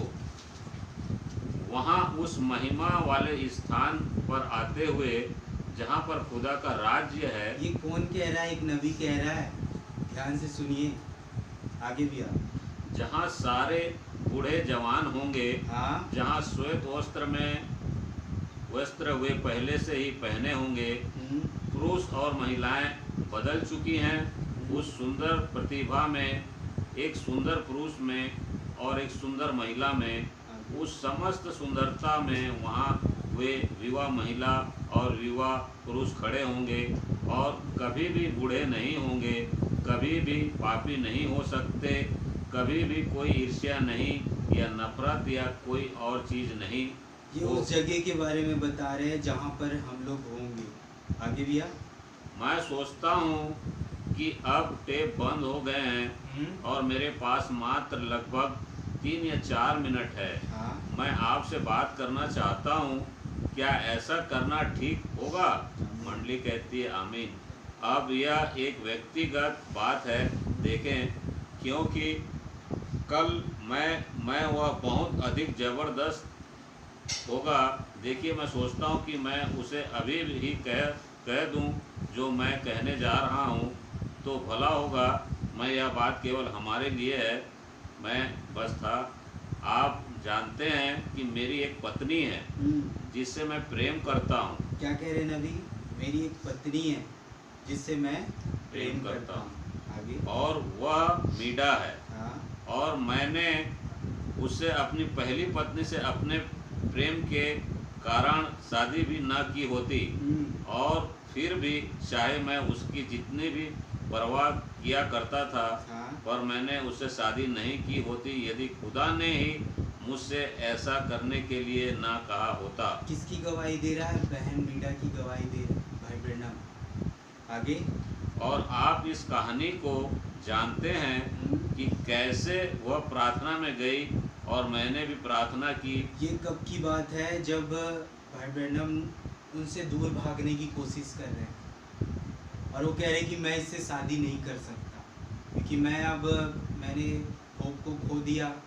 अब मैं उस तरीके से मैं इसे संभाल नहीं पाऊँगा, इसके साथ रह नहीं पाऊँगा। तो उसने किसी लड़की का क्या कह रहे अपनी बाह में ऐसे हाथ डाल के वो उन्हें यानी कि चिढ़ाने के लिए कुछ ना कुछ ऐसी हरकत करे कि ये मुझसे दूर हो जाए, लेकिन वो नबी से प्यार करती थी। वो कहते थे कि मैं प्रभु अगर मैंने कोई गलत किया है तो आप मुझे बताइए। तो उसने प्रार्थना करी मेरे भाई बहन। उस पत्नी ने क्या करी? अपने पति को पाने के लिए प्रार्थना करी, और प्रार्थना जब करी तब खुदावन ने जवाब दिया। और जब वहाँ पर जवाब दे रहा है खुदा, तो तुरंत वो भाई ब्रैनम को भी जवाब दे रहा है कि जा तू उससे शादी कर। आगे भैया। और फिर उसने ही मुझे बताया कि मुझे बिल्कुल ठीक ठीक क्या करना है। हाँ और जाओ उससे शादी करो। हाँ उसे करने का ठीक ठीक समय भी बताया। वह एक बहुत प्यारी स्त्री है और वह आज रात मेरे लिए प्रार्थना कर रही है, और ठीक इस समय घर पर 8 बजे होंगे और शायद इस समय वह मेरे लिए प्रार्थना कर रही होगी। आगे। अब ध्यान दीजिए, एक दिन उसने मुझसे कहा, बिल, मैं तुमसे स्वर्ग के विषय में एक प्रश्न पूछना चाहती हूँ। मैंने कहा, ठीक है मीडा, वह क्या है? उसने कहा, तुम जानते हो कि मैं तुमसे प्रेम करती हूँ। और मैंने कहा, हाँ, यह ठीक उस समय के बाद की बात है जब यह यहाँ घटित हुआ ही था। उसने कहा, तुम जानते हो कि होप भी तुमसे प्यार करती थी। मैंने मीडा कहा, क्या कहना चाह रही है? वो अपने पति से ये कह रही है कि अब तो आज मुझसे प्रेम करते हैं, अगर मैं स्वर्ग में जाऊंगी, मैं एक सवाल पूछती हूँ, अगर वहाँ होप है और मैं भी वहाँ जाऊंगी तो आप किसके पास आओगे? यानी किससे ज़्यादा प्रेम करोगे? लेकिन वहाँ भाई ब्रैनम कुछ और कहते हैं। आगे भी और उसने कहा, अब वह बोली, मैं नहीं सोचती हूँ कि मुझे जलन होगी। और उसने कहा, परंतु होप थी। और उसने कहा, अब जब हम स्वर्ग में जाएंगे, और तुमने कहा है कि तुमने उसे वहाँ पर देखा था। मैंने कहा, वह वहाँ पर थी, मैंने उसे देखा है, मैंने उसे वहाँ पर 2 बार देखा था। वह वहाँ पर है, वह मेरे आने की प्रतीक्षा कर रही है। उसी प्रकार वैसे ही शैरन, मैंने उसे ठीक वैसे ही देखा है जैसे मैं आपको देख रहा हूँ। मैंने उसे वहाँ पर देखा है। और मैंने कहा, उसने कहा, अच्छा, अब जब हम वहाँ पर जाएंगे तो कौन तुम्हारी पत्नी होगी? ये पूछ रही है मीडा कि जब वहाँ पर हम जाएंगे तो कौन तुम्हारी पत्नी होगी? तब वहाँ भाई ब्रैनम में पढ़ता हूँ, मैंने कहा, तुम दोनों ही वहाँ पर एक भी नहीं होगी, समझी, लेकिन फिर भी तुम दोनों ही होगी। उसने कहा, मैं इसे नहीं समझ पाई। मैंने कहा, प्रिय, अब तुम बैठ जाओ, मैं तुम्हें कुछ समझाता हूँ। मैंने कहा, अब मैं जानता हूँ कि तुम मुझसे प्रेम करती हो और तुम जानती हो कि मैं तुम्हें कितना प्रेम करता हूँ और तुम्हारा कितना आदर व सम्मान करता हूँ। अब तुम उदाहरण के लिए देखो, क्या हो यदि मैं अच्छी तरह से कपड़े पहनकर नीचे शहर में जाऊं और कोई वैश्या जो कि बहुत सुंदर हो आए और अपनी बाहों को मेरे चारों ओर डाल दे और कहे, ओ भाई ब्रैनम, मैं निश्चय ही तुमसे प्रेम करती हूँ, और मेरे चारों ओर अपनी बाहें डालना और गले लगना आरंभ कर दे, तो तुम क्या सोचोगी? उसने कहा, मैं नहीं सोचती हूँ कि मैं यह बहुत अधिक पसंद करूँगी। एक पत्नी अपने पत्नी, यानी कि एक पति बताना चाह रहा है अपनी पत्नी को कि मैं ऐसा कुछ करूँ तो क्या तुम गलत सोचोगी? तो कह रही, मैं सचमुच में गलत सोचूंगी भाई, कि मेरा पति ऐसा कर रहा है कि कोई बाहर जाकर नए कपड़े पहन कर जाऊँ और वहाँ कोई मेरी बाहों में बाहें डाले। मैंने कहा, धन्यवाद प्रिय, अब मैं तुम्हारी यह बात सुनकर प्रसन्न हूँ।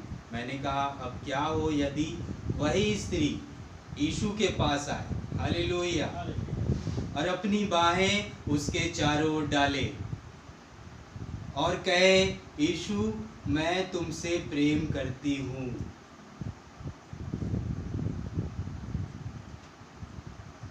मैं यहाँ पर रुकना चाहूँगा, मैं आप लोगों को यहाँ लाना चाहता हूँ। एक पत्नी अपने पति से बहुत प्रेम करती है,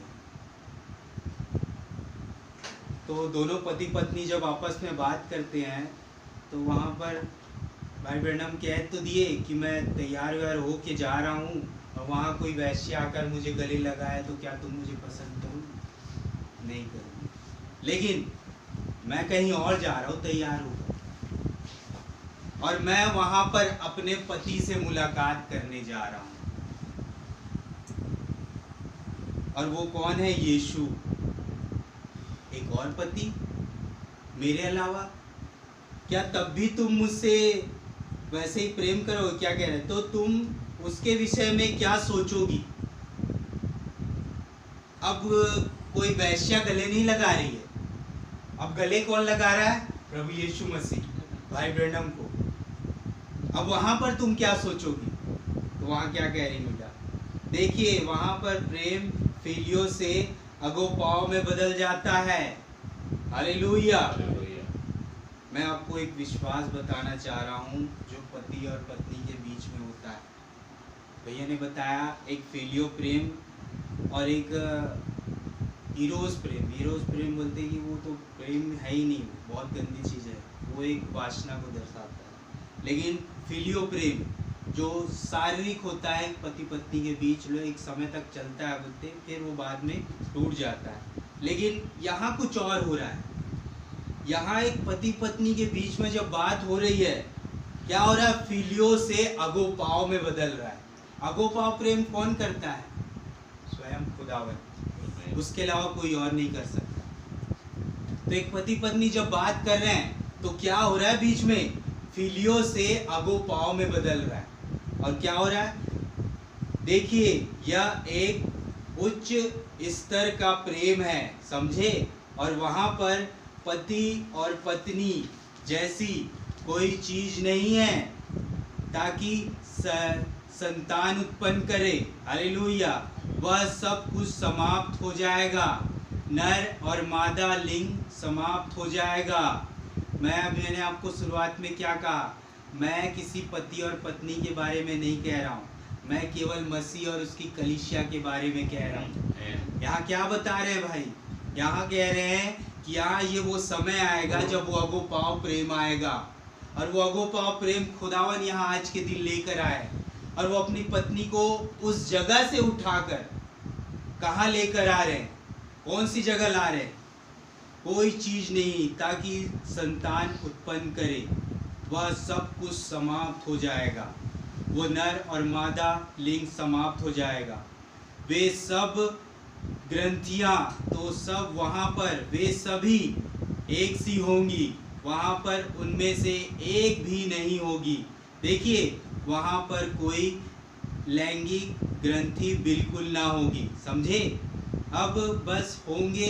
जी हाँ श्रीमान, आप जरा अपने आप को सोचिए, बिना एक भी लैंगिक ग्रंथ के हमारे अंदर उन ग्रंथियों को केवल इस कारण से डाला गया था कि हम पृथ्वी पर संतान उत्पन्न करें, परंतु वहाँ पर ऐसी एक भी ना होगी।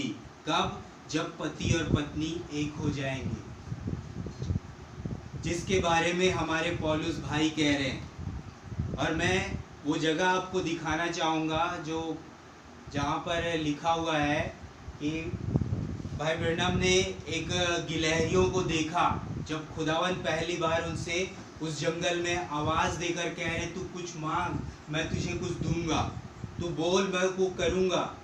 वो गिलहरियों के बाद वो जा रहे हैं एक घर में, जो आपको मालूम है सिस्टर हेटी है, और सिस्टर हेटी भी एक कलीसिया को दर्शाती आज के दिन। और वहाँ पर क्या हुआ? अगर आप लोगों को मैसेज मिल जाता तो बहुत बढ़िया होता, मैं आप लोगों को पढ़ के सुनाता, क्योंकि मैं सुनकर हिल गया था। मैं खुदा का बहुत धन्यवाद दिया। क्या ही महान हमारे पति हैं जिन्होंने इतना बड़ा काम हमारे लिए किया। मैंने आपको पौलुस क्यों दिखाया, कैसे वो लोगों को सता रहा था, और खुदावन खुद उतर आए। खुदावन खुद उतर आकर के वो कह रहे मुझे क्यों सता रहा है। मेरे भाई बहनों, सिस्टर हेटी के घर में वही दोबारा एक बार फिर घटा। क्या हुआ मालूम है?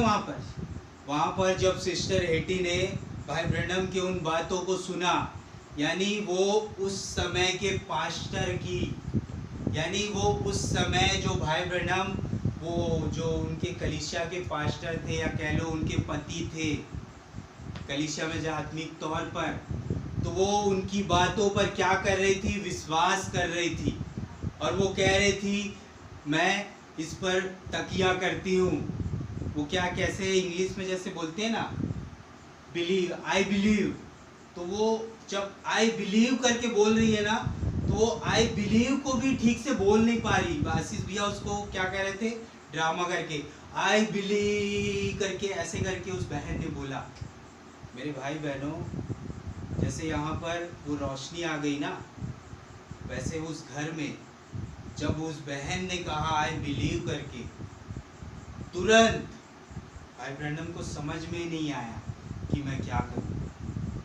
तुरंत भाई ब्रह्म के अंदर में वो आत्मा आ गई, और वो आत्मा आकर कह रही है कि इस समय जो कुछ भी तुम्हें मांगना है तुम मांग सकते हो। कौन कह रहा है? अंदर से कह रहा है। और भाई ब्रह्म केवल वर्ड को बोल रहे हैं, और वो कह रहे हैं जो कुछ भी, यानी कि असंभव से असंभव चीज भी तुम मांग सकते हो, आज हो जाएगा। कौन कह रहा है? एक पति। किससे कह रहा है? अपनी पत्नी से। असंभव से भी असंभव चीज, यानी एक घर में एक पति अपनी पत्नी से बात कर रहा है, अचानक से वो किसी के अंदर आ गया और अपनी पत्नी से वो कुछ बात कर रहा है, वो अगोपाव प्रेम को दिखा रहा है। मेरी पत्नी तुम मांगो अभी जो कुछ भी तुम्हारे मन में हो। उस बहन ने चारों तरफ देखा, उसने अपनी बहन को देखा, अपने बुजुर्ग माँ बाप को देखा। वो भी सोच में पड़ गई कि मैं क्या मांगू। पता है वहां पर क्या होगा? वहां पर वो जगह ऐसी हिल गई थी ना, वहाँ भैया ने भाई का नाम लिया, वो कह रहे कि वो प्लेट वहां पर थी और वो भाई वो प्लेट पर गिर गया। इतना जोरदार वहां अभिषेक था। मैं कहूँ जो साउल को जो हमने अभी देखा, इतना जोरदार अभिषेक था कि वो चार जो क्या कह रहे पौलुस के साथ जो कुछ लोग थे, वो लोग देख नहीं पा रहे थे उस रोशनी को, केवल पौलुस के अलावा। और वही घटना सेम उस घर में घटी, और वहां पर एक पति केवल शरीर को यूज कर रहा है। हम क्या करते हैं? केवल इस शरीर को देख पाते, लेकिन अंदर अपने पति को नहीं देख पाते। पौलुस भाई क्या कह रहे हैं? हे पत्नियों, अपने अपने पति के अधीन रहो। और पति से क्या कह रहे हैं? तुम अपने पत्नियों से प्रेम करो। तो यहाँ पर एक पति आकर क्या दिखा रहा है? वो अगोपाव लव, वो प्रेम। और वो क्या कह रहा है? अपनी पत्नी से मांगो, आज के दिन तुम मांगो और वो हो जाएगा।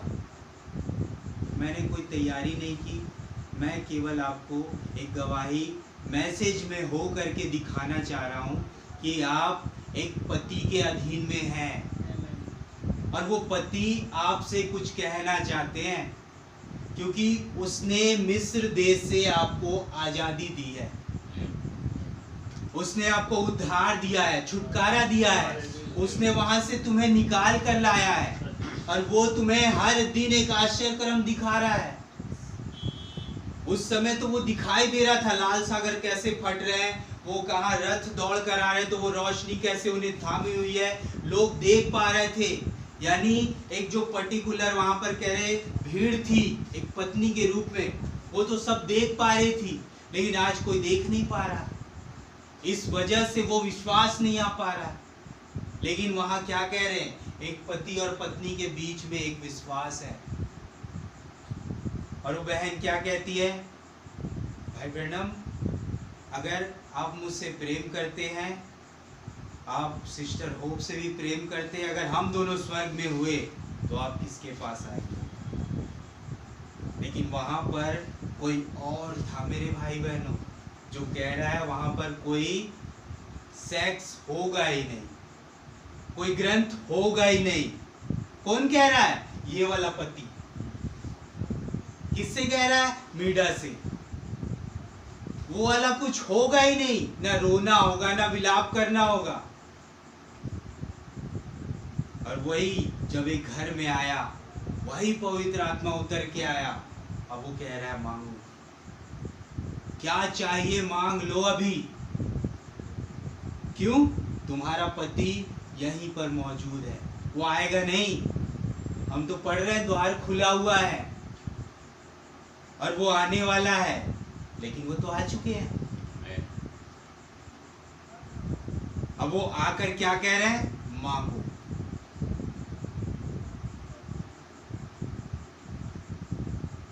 क्या मांगा मेरे भाई बहनों से? 2 बच्चे कुछ समझ नहीं पा रहे हैं। वो कह रहे हैं बहन जो भी मांगना है मांग लो, मुझे नहीं मालूम क्या हो रहा है। अरे भैया, एक मनुष्य होने के नाते वो खुद नहीं समझ पा रहे हैं कि एक पति उनके अंदर आ गया है जो अपनी पत्नी से बात कर रहा है, पर्टिकुलर एक व्यक्तिगत तौर पर, और वो कह रहा है मांगो। और उसने क्या कहा?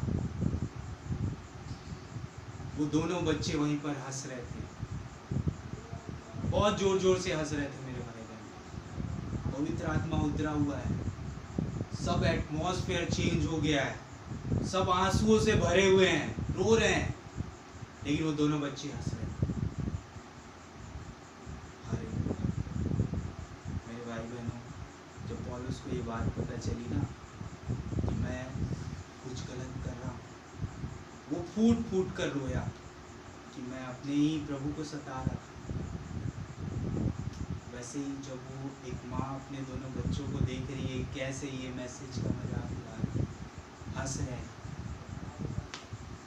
तब वहाँ पर उसने कहा तुरंत अपने पति से, मुझे मेरे दोनों बच्चों का उद्धार चाहिए।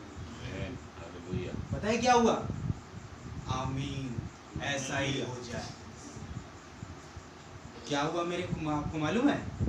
वो जो हंस रहे थे दोनों आपस में ऐसे मिल गए ना, और वो ऐसे रो रहे हैं। क्या माहौल होगा मेरे भाई बहनों, एक पति जब अपनी पत्नी से मुलाकात करे, क्या सिचुएशन होगी आप सोच कर देखिए, जिसको पौलुस एक कलीसिया और एक मसीह के रूप में दिखा रहे हैं। मैं तो जब भैया बता रहे तो मैं उसको सुनकर मैं पागल हो गया था। वही वाला जो मैं मिस्र वाला मैं आपको बताया ना स्टोरी, उसी में मैंने सुना वो मैसेज। मैंने उसको एक बार और सुन लिया था पहले, और मैंने कई बार आप लोग के सामने उस घर के बारे में रखा जहाँ पर सिस्टर एटी है। यानी वो ऐसा अभिषेक था एक पति का, पर्टिकुलर मात्र एक अपनी दुल्हन के लिए, कि बस वो कह रहा है मांग लो, समय आ गया है मांगने का। अब इंतजार मत करो उस बाहर में जाने में, संसार में जाने में, अब समय वेस्ट मत करो।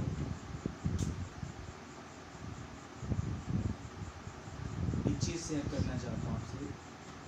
भैया ने एक बात बताई कि वो चौथी पीढ़ी आ चुकी है, और ये चौथी पीढ़ी है जो सताई जा रही है। भाई ब्रैनम, उनका लड़का बिली पॉल का लड़का, जिनका डेडिकेशन भाई ब्रैनम ने खुद किया, अब उनके लड़के का लड़का, बिली पॉल के लड़के का लड़का आज, तो वो कहाँ दिखा रहे? नबी को दिखा रहे, कैसे वहां चौथी पीढ़ी आ रही। तो ये कौन सी पीढ़ी है? ये चौथी पीढ़ी है। एक दुल्हन, एक ब्राइड जो यहाँ खड़ी हुई है, अब ये सतारी जा रही है। कैसे बार बार भैया बता रहे फिर मैंने तो कभी देखा नहीं ऐसा मैसेज, मैं कई मोबाइल में देखता भी नहीं वो सब न्यूज़ वगैरह, लेकिन भैया बता रही कैसे बंद हो रहे चर्चेस, कैसे प्रॉब्लम्स क्रिएट हो रही, लोगों के ऊपर प्रॉब्लम आ रही है।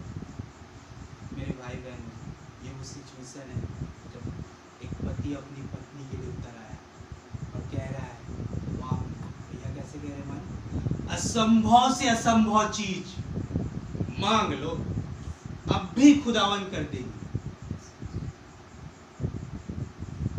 क्यों? क्योंकि वो तुम्हारे लिए है। मात्र दमिश्क के मार्ग में जो पौलुस के साथ थे उन लोगों के लिए खुदावन नहीं आए, वो मात्र पौलुस के लिए आए। सोच कर देखिए। और वो क्या कह रहे हैं? परंतु अब ठीक है, जो हुआ भूल जा, अब कहाँ जा? नगर में, उन्हीं लोगों के पास जा जिसके लिए मैंने तुझे चुना है। मैं खुदा का बहुत धन्यवाद देता। और मैंने ये बताया था कि कैसे भाई ब्रैनम अपनी पत्नी के बारे में सोचकर रो रहे थे, और वो कैसे खुश हो रहे थे और वो उन चीज़ों को देख पा रहे थे कि कैसे एक कलीसिया और एक मसीह यहाँ पर मौजूद है। जब एक पति आता है, अपनी पत्नी को दुखी देखता है तो वो रोने लगता है। जब देखता है कि मेरी पति खुश है तो वो उसके साथ हंसने लगता है, खुश होने लगता है। जब वहाँ पर एक पति आया एक घर में तो उसने अपनी पत्नी को देखा कि बहुत दुखी है, तभी वो उतर आया मेरे भाई बहन, तभी वो उतर आया, क्योंकि उसे पता चल गया था कि समय आ गया। और उस समय उस पत्नी को मौका मिला कि वो मांगे। आज आप लोग के पास मौका है कि आप अपने पति से मांगिए। वो पति यही मौजूद है और वो कह रहा है कि मैं हर दिन 24 घंटे तुम्हारे साथ हूँ, क्योंकि मैं तुम्हें उस गुलामी से आज़ाद कराने वाला हूँ। और जब मैंने तुम्हें उस गुलामी से आज़ाद किया तो मैं ही तुम्हें लेकर जाऊंगा उस रैप्चर में। भैया ने कहा किसी भी तरीके से मारो, डांटो, समझाओ, बैठो, लेकिन जो बैकस्लाइड हो गए ये वापस नहीं करा। समय निकट आ गया, अब समय नहीं बचा मेरे को। अब हमारा अब बाहर में दुनिया में घूमते रहना, वही सब चीज़ करना, वो सब चीज़ छुटकारा पाओ और खुदा के सामने आओ, गिड़गिड़ाओ अपने बच्चों के लिए, अपने परिवार के लिए, अपने लोगों के लिए, क्योंकि वो एक घर में आ गया और वो एक घर में आकर कह रहा है मांगो।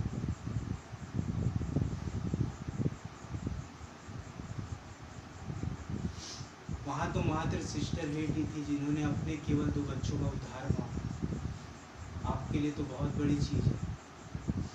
आज तो एक कलीसिया खड़ी हो गई जिसे मौका मिला है और खुदावन कह रहा है मांगो। सोच कर देखिए कि एक स्वर्ग और पृथ्वी का मालिक जिसने सारी दुनिया को बनाया, जिसने हमें बनाया, वो आकर हमसे कहे मांगो। समय आ गया, मांगो।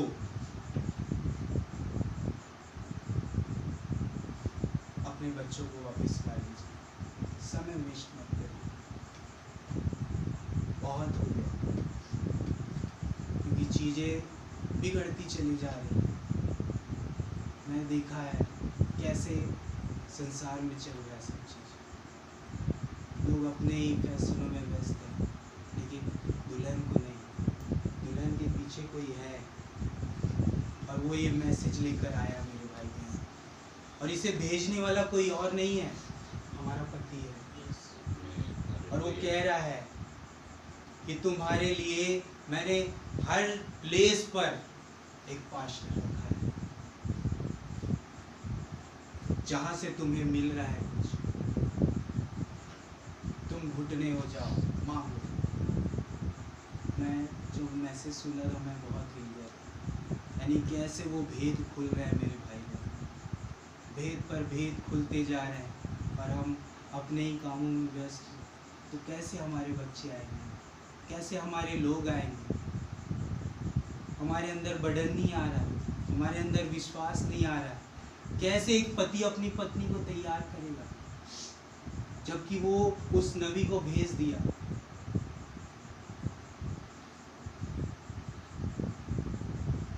मैंने खुदा का बहुत धन्यवाद दिया।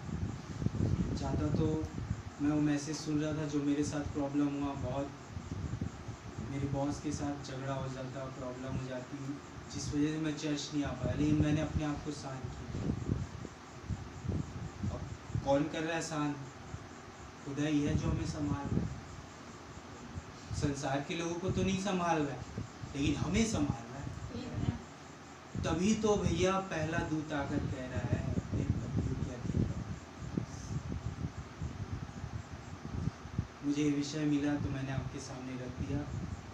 आप लोगों के लिए बस एक ही गुजारिश है कि वचन में बने रहिए और ये मैसेज को कभी मत छोड़िए, क्योंकि समय आ गया है कि अब प्रॉब्लम्स बढ़ेंगी, चीज़ें और बदतर से बदतर होगी। कह रहे हैं मिस्र का राजा क्रोधित हो गया है, अब वो तुम्हारे कामों को बढ़ाएगा, वो तुम्हें प्रॉब्लम्स करेगा। खुदावन इस पढ़े गए वचन पर आप सभी को बहुत आशीष बुलाता है।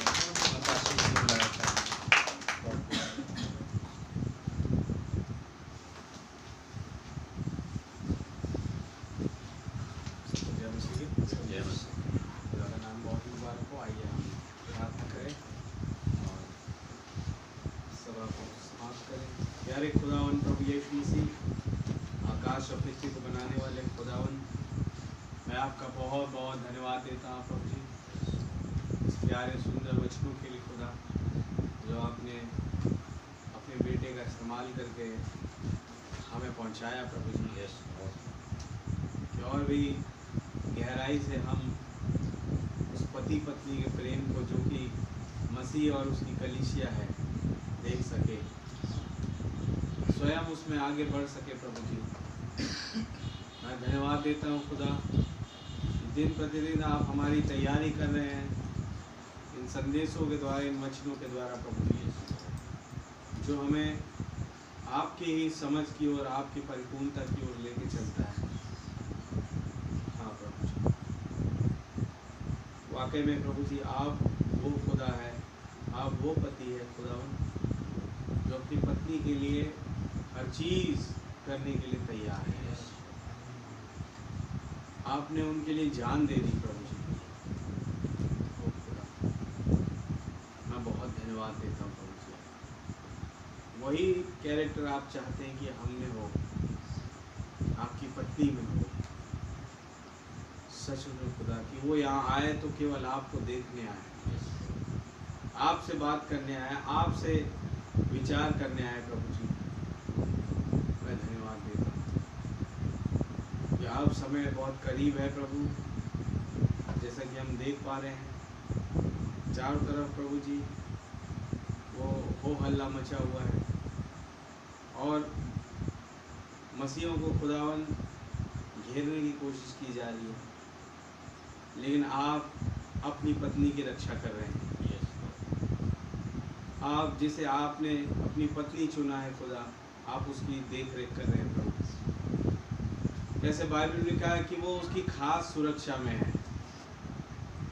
मैं धन्यवाद देता हूँ प्रभु, आपके नाम की जय, स्तुति, तारीफ, प्रशंसा बढ़ाई हो। प्रार्थना है खुदा कि आप हमारे संग और साथ करें, अपने वचन की गहराई को, अपनी परिपूर्णता को, उस खुदावन सुरक्षा कवच को हमारे जीवनों में निरंतरता में बनाए रखिए। उस हर एक रुकावट को, बैरियर को प्रभु जी, जो रोकता है हमें खुदावन आपके वचन में चलने या सुनने या उसका अनुकरण करने में, उसे आप दूर कर दे। उस हर एक रुकावट को आपके नाम प्रभु यीशु मसीह में दूर कर दे। मदद करे प्रभु, आपका पवित्र आत्मा हो जो हमारे जीवनों में उस हर एक रास्तों को खोल दे जो हमें आपकी ओर ले जाता है। मैं बहुत बहुत धन्यवाद देता हूँ। प्रार्थना खुदा जितने मेरे भाई बहन आए सबको बहुत बरकत और आशीष देना, और जो नहीं भी आ पाए खुदा उन्हें भी खुदा आप इस मैसेज का भाग दीजिए, और खुदा फजल दीजिए कि अगली बार वो आ सके और आपके नाम को धन्यवाद दे सके। खुदा हमारे भाई कुमार को बड़ी बरकत और आशीष दीजिए, और भी उन्हें आप अपनी आत्मा से उत्प्रोत करें, भरें, और खुदा अपनी अगुवाई में लिए चलें।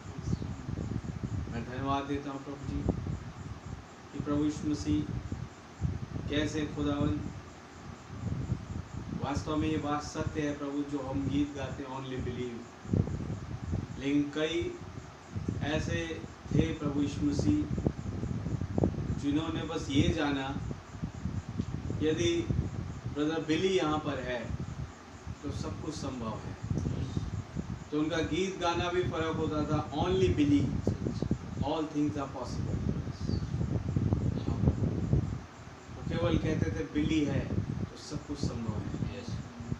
हाँ खुदा, एक खुदावनी पहलू में देखा जाए तो वो उस विरोध को और उस मसीह विरोधी शिक्षा के तहत उस कामों को ले आए, लेकिन सकारात्मकता से सोचा जाए तो ये बात सत्य है कि जहाँ ब्रदर बेली होते थे वहाँ सब कुछ संभव होता है, क्योंकि आपका पवित्र आत्मा उनके साथ होता है जो हर एक चीज़ को संभव करने में सामर्थ्य है। मैं आपका बहुत धन्यवाद देता हूँ। आपके नाम की जय, स्तुति, तारीफ, प्रशंसा बढ़ाई, मददगार होइए, सहायक होइए। और यही बात खुदावन सिस्टर हैटी ने कही, this is nothing but the truth, this is nothing but the truth. ये कुछ और नहीं बल्कि सत्य है, चीज संभव है, ऑल थिंग्स आर पॉसिबल। मैं धन्यवाद देता हूँ। और कैसे वहाँ पर उद्धार आता है, कैसे चीज़ें बदल गई प्रभु जी। आपका नाम बहुत बहुत मुबारक हो। ओ खुदा, सच में प्रभु आज कई पास्टर्स हैं प्रभु जो ब्रैनम को देख के खुदावन अपने आप को ऐसा इंस्पायर करते हैं प्रभु कि कहते हैं कि हमारे प्यारे भाई ब्रैनम ने 2 शादियाँ करी तो हम भी करेंगे।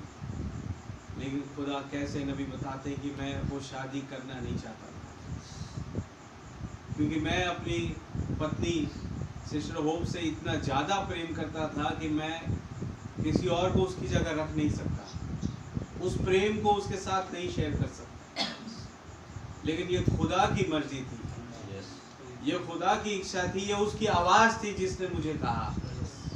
और बिल्कुल वही आवाज़ एक आयत के रूप में सिस्टर मीरा के सामने खुली, मलाकी 4:5-6, उसे एलिया के विषय में। हाँ प्रभु जी, मैं धन्यवाद देता हूँ। ये आपकी योजना थी, लेकिन खुदा आज इसे दुनिया में प्रभु जी बहुतों के द्वारा खुदा गलत तरीके से पेश किया जाता है।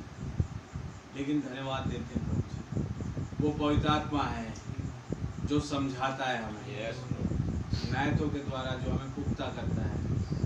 आपका धन्यवाद देता हूँ। आपके नाम की जय, स्तुति, तारीफ, प्रशंसा बढ़ाई करते हैं कि हम उस पवित्र आत्मा के घेरे में हो के जो आप हमें वचन के दायरे में सिखाते, हम सीखते हुए आगे बढ़ते चले जाएं और आपके नाम का गुणानुवाद करते चले जाएं। यही हमारे ज़िंदगी का एक मेन मकसद है प्रभु जी। मैं बहुत धन्यवाद देता हूँ।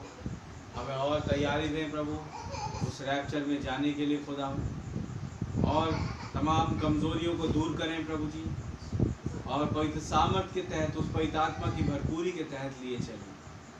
आपका धन्यवाद देते हैं। सारी बातों में आदर, महिमा और धन्यवाद केवल आपको देते हुए दुआ हमारे उद्धार करता जीवित खुदा प्रभु यीशु मसीह के नाम से मांगते हैं। है हमारे बाप, आप जो आसमान में हैं, आपका नाम पाक माना जाए, आपकी बादशाही आए, आपकी मर्जी जैसे आसमान में पूरी होती है जमीन पर भी हो।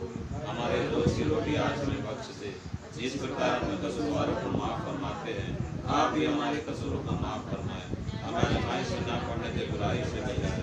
बादशाही, कुदरत, हमेशा आपका ही है। आमीन। बोलो प्रभु यीशु मसीह की जय। बोलो प्रभु यीशु मसीह की जय।